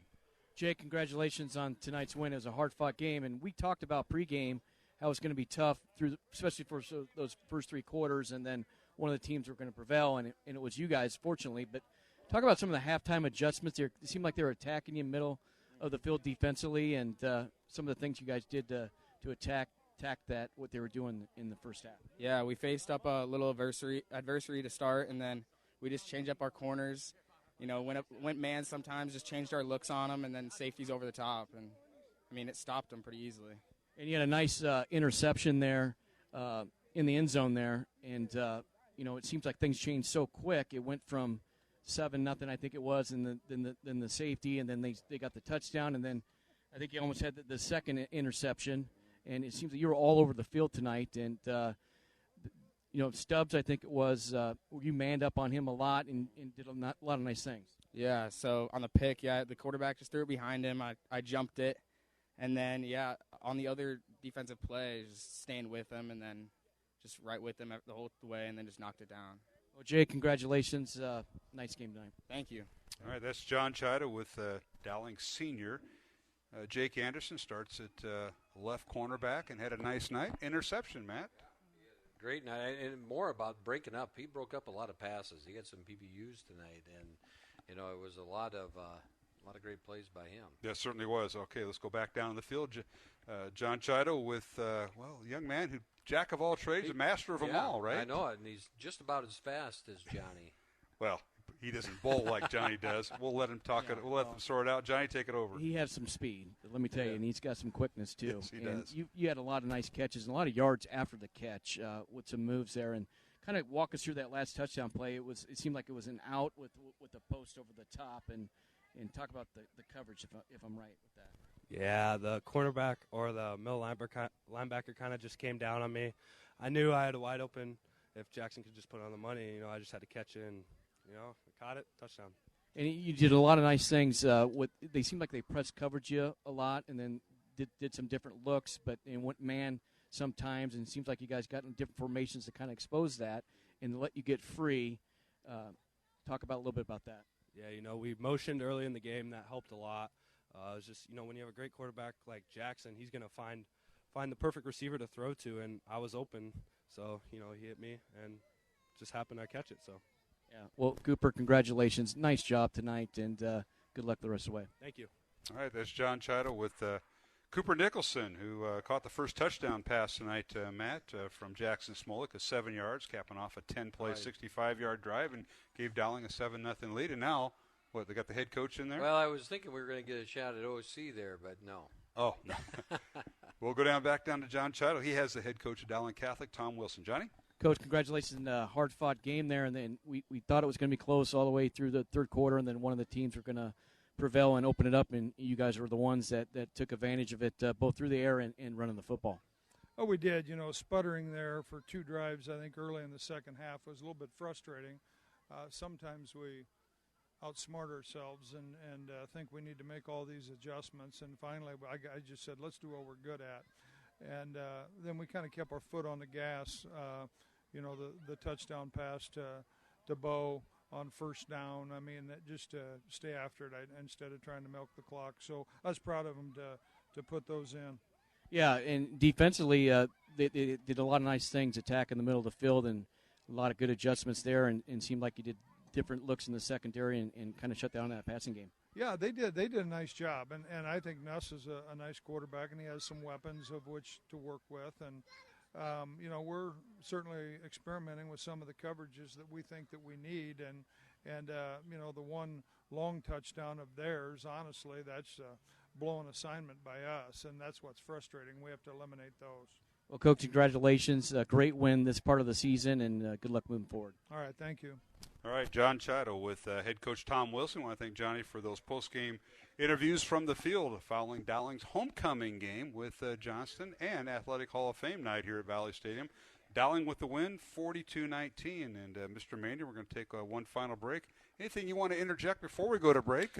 What a game it was by the Maroons, back and forth, and Johnston had it down to a 2-point game at one point, I believe. They did, and we talked about the first half and the second half. Both started the same. Both defenses, both offenses, not quite clicking, and then Dowling had a couple penalties there that extended some Johnston drives, and Johnston took advantage of them. I was impressed with Nuss and what Johnston can do offensively. This Dowling offense really hit a stride tonight. I mean, they didn't have too many drives that they left something on the field, and they are really getting into a groove, and we'll make them a hard out from here on out. All right, let's sign off with CISN first of all. We'll stay on radio, but want to thank everybody from CISN. They do a great job, including the TV guys over, the cameraman, Lucius Pham and AJ Laporte, and our CISN producer, Randy Nielsen. Thanks for all you guys do. And, of course, they had 3 other games going on tonight across the Metro, Sioux City North at Waukee. You saw that game on CISN, along with Johnston, Dowling, and Valley at Ankeny. So those were all their games. And so we'll say so long to CISN. I know they got to do all their teardown, but appreciate all their work, and they'll be on the air next year. So good night for the folks at CISN. And now continuing our coverage here on Iowa Catholic Radio.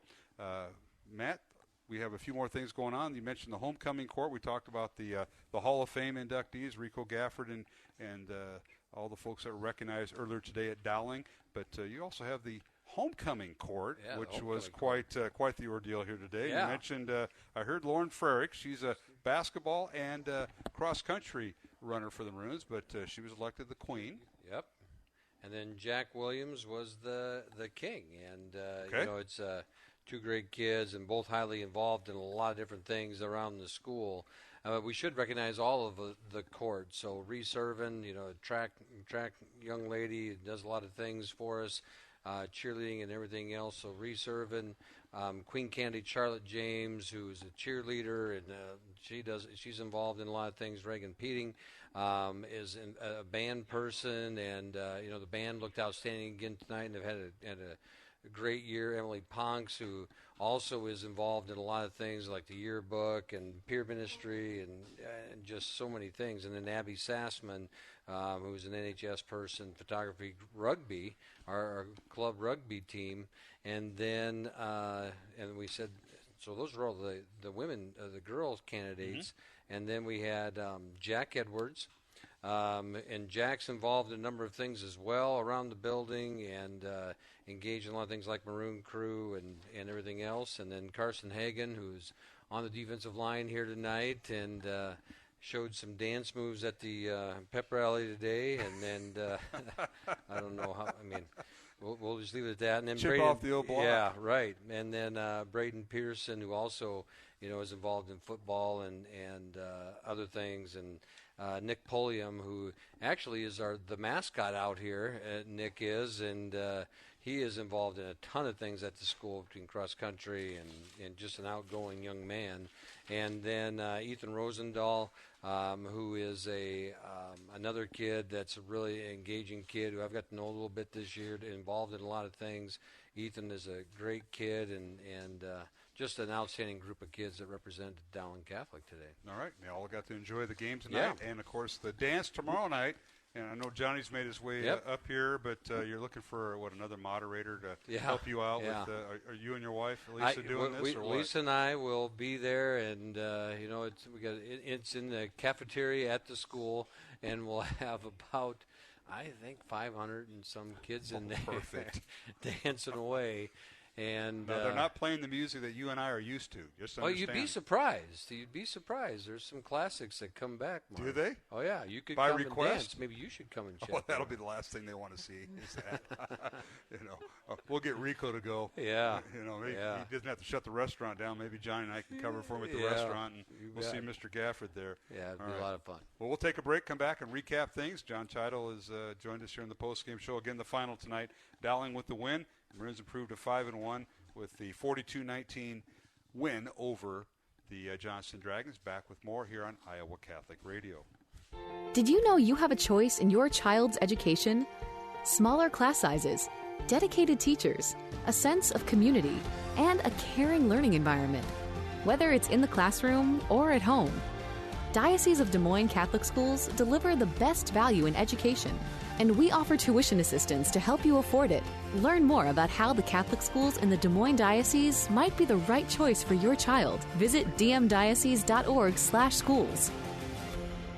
Support for Iowa Catholic Radio is provided by Dental Associates, addressing your smile needs and dreams. 515-225-6742. Des Moines-DentalAssociates.com. Thank you, Dental Associates, for your support of Iowa Catholic Radio. The leading Catholic voices are on the largest Catholic media network in Iowa. Father Brian Milady, Prudence Robertson, Scott Hahn. You're listening to the Iowa Catholic Radio Network.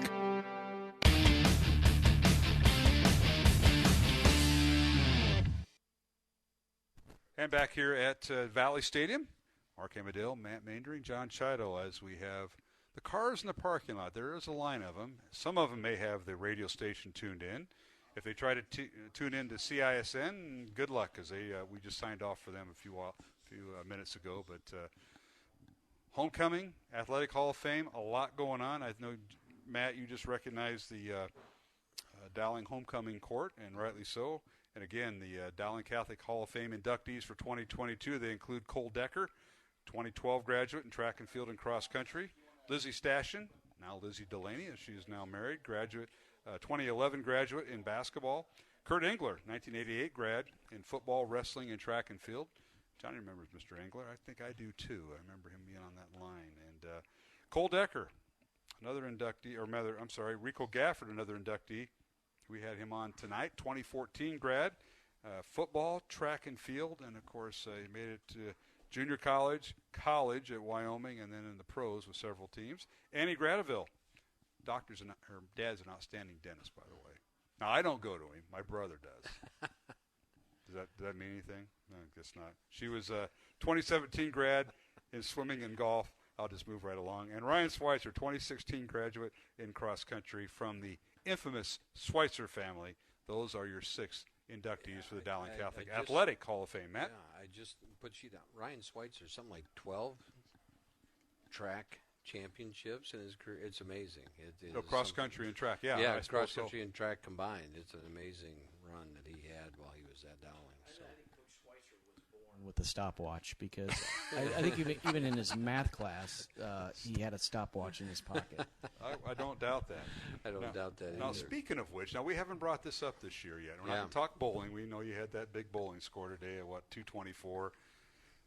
And I don't even know if you didn't have a tester. You got to have golf. You got to have a tester. I know you do in bowling, but Johnny, if it makes you feel better, I believe you. Thank you. Yeah, Thank you. I do too. I'm just trying not to. Anyway, the Dowling 8th grade football team. We haven't talked about it all year. Yeah. They're 2-2, despite the coaching they get from all your guys, yourself, Scigliano, Hagen, whose son was dancing today, according to Mr. Maindring. The Dowling nose tackle. Pat Reinhardt, Doc, and David Zachary. And who else? Casey Shelton, Rod Hagen. Okay, Max's dad. Okay. Yeah. So that's an all-star. That's a big crew. Yeah. So you're now 2-2 after starting off the year. We were waiting to bring this 0-1, up. and then 1-1, and then 1-2, and now we're 2-2. And you're playing teams. As you look across the field, you have your strong 30 to 32 or 3 kids. And when you defeated Southeast Polk and you knocked off Johnston this week? No, it was Ankeny Centennial. Ankeny Centennial. You look across the field, and they got 80 dressed 8th graders. And you have 30-some. That's amazing. You got kids, I'm sure, going both ways, Johnny. Yeah, it's tribute to the kids and their hard work, and they're starting to buy into the process and understanding what they need to do. And when you have 8-minute quarters in 8th grade football, you have to take care of the football. And we were doing a lot of self-inflicted penalties behind the chain, turnovers on special teams and stuff like that. And a lot of that's coaching too. And we decided we had to coach them up, and the kids bought into it, and they really took care of the football. And we got off to a good start last week, and great things happened. Congratulations! And now you finish out your season. We have a couple games left. Yeah, we have 2 games. We play this week at home against Waukee, and that'll then be Tuesday, right, at Dowling. Yes. At 5 o'clock, 5:15. Okay. And then we finish off with Urbandale for our season finale. That's in my backyard, literally. It literally is. It's probably in your backyard because it's on a grass field somewhere behind the middle school. He wants to get that moved to the big turf, and there's some issues there. And I think the guy who gave us Rico Gafford tonight may have to get involved, Mr. Herring. Mr. Herring and kind of straighten things out. But that's between between Coach Chido and Mr. Herring, not between you and I. Yeah, I just want to clear that up. I think somebody needs to get security on the field and get this guy who's back on the chain gang just standing on the 50-yard line. I don't know if he's wanting to go back into time. Wish he played in a stadium like this or what he's doing down there. The old Valley Stadium. Yeah. He's listening, isn't he? Yeah. He probably is. I hope he didn't do that during the actual game because, the yardage wasn't right. Sometimes the chain game wasn't right. They were perfect. They ran a spotless he heard night. That. Yeah, I thought spotless night. One thing before we go, I think golf is they wind down their season. I believe Monday is their opportunity to go to state at Blank. At Blank, your brother's at the family course. State is at Blank. Yeah, we're hosting. No, it's a district. It's districts. I see. Okay. Districts at Blank on Monday. Yep, so it's supposed to be nice out. I might have to sneak out. You're not. You can never sneak out. You know that. But you should attend. They'd love to see you there. I might. Make sure Coach Gray and Coach Morris, who helps him out, are doing a good job, and that's always interesting. You got to qualify. I think it's the top 3 out of your district to move on to the state. And the season this year, the boys have had kind of an up and down season, and if they. You're on your home course like that. I think they like their chances to qualify and sneak in there. So and they can set it up hard, and if you don't know it, it could get a little tricky there. Yeah. And good. Congratulations to Coach Gray on a good season so far, and hopefully they keep it going in the state. Yeah, he's had a good run. They've had a good run. They won a couple of invitationals. I think they finished tied for 3rd at the conference meet the other day, and then move on to the postseason. Homecoming dance tomorrow night. You got it all manned. It's going to be at Dowling, and you got enough moderators? You need some more chaperones? Yeah, we're good. I think the Chidos are available. I don't know about the Amadeos, but the Chidos are well respected. Your time's coming. Well, yeah, that's exactly right. I appreciate that. All right. Well, it's good to be back.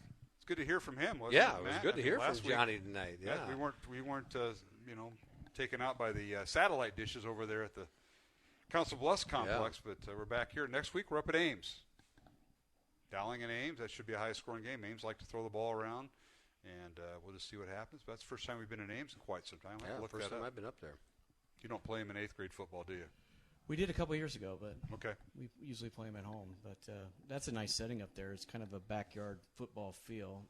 One of the few fields that runs east-west. And they do have turf now, but it's a good setting. Okay. It's a great environment. That'll be our next broadcast, folks, next Friday night. Reminder that the Iowa Catholic Radio Fall Fundraiser begins this coming Monday, October 3rd. Iowa Catholic Radio's listener supported, so your tax-deductible gift keeps Iowa Catholic Radio on the air. We appreciate that. iowacatholicradio.com for more information connecting listeners to Christ. So, gentlemen, that'll do it. Good to see you again. Yeah. This time we don't have the 2-hour drive back to Des Moines. That's right. And then you don't have to do Mr. Uber like you did last week and go to downtown Des Moines after I dropped you off. That's right. That's right. That all worked out, right? It all worked out great. Thought so. I just want to give a shout-out to Coach T and all the hard work he does, Coach Fred Tiernan, and I've been wanting to mention him all year, but he's a great support of 8th grade football and the program altogether. He does an outstanding job all year round. Plus, he's got to keep JR in line, too. Yes. That's his main job right now. Yeah. But Coach T is fantastic. Fred Tiernan, he's one of a kind. All right, he is. Gentlemen, we'll talk to you next week. Thanks for your help. You bet. And best luck at homecoming tomorrow night. All right, thank you. All right. That'll wrap up our broadcast here on Iowa Catholic Radio. Thanks to everybody involved with our broadcast, as we appreciate their assistance each and every week. Our thanks to the Johnston Dragons head football coach, and that would be Brian Woodley and his coaching staff. Athletic director Michael Connor in his first year, Tammy Nelson, and all the folks behind the scenes at Johnston High School. Our thanks to Tom Wilson and his staff. Our thanks to Carolyn Kirchhoff and Rico Gafford, our halftime guests tonight. We appreciate their help and support. And, of course, our next broadcast will be next Friday night, Dowling at Ames, 6:30 pregame, 7 o'clock kickoff from Ames High School. For Johnston, their next game will be Thursday night, next Thursday, Sioux City North. Johnston will travel to Sioux City North up at Morningside College. They'll kick off 7 o'clock next Thursday night. For Matt Maindring, John Chido, and for Jeff Piggott, our studio producer, this is Mark Amadale. One more time, mention the final score. Dowling with the win tonight on homecoming over Johnston, 42-19. The Maroons improved to 5-1 on the year. Johnston drops to 3-3. For everybody involved, have a safe and blessed, faith-filled week. Coverage of Dowling Catholic Sports is underwritten by Ashworth Vision Clinic, Construction Professionals, Dental Associates, Mercy One, the Catholic Tuition Organization, Skeffington's Formalware, and Bosun the Florist. Please support the businesses that underwrite Iowa Catholic Radio. The proceeding has been a Dowling Catholic Sports presentation on Iowa Catholic Radio.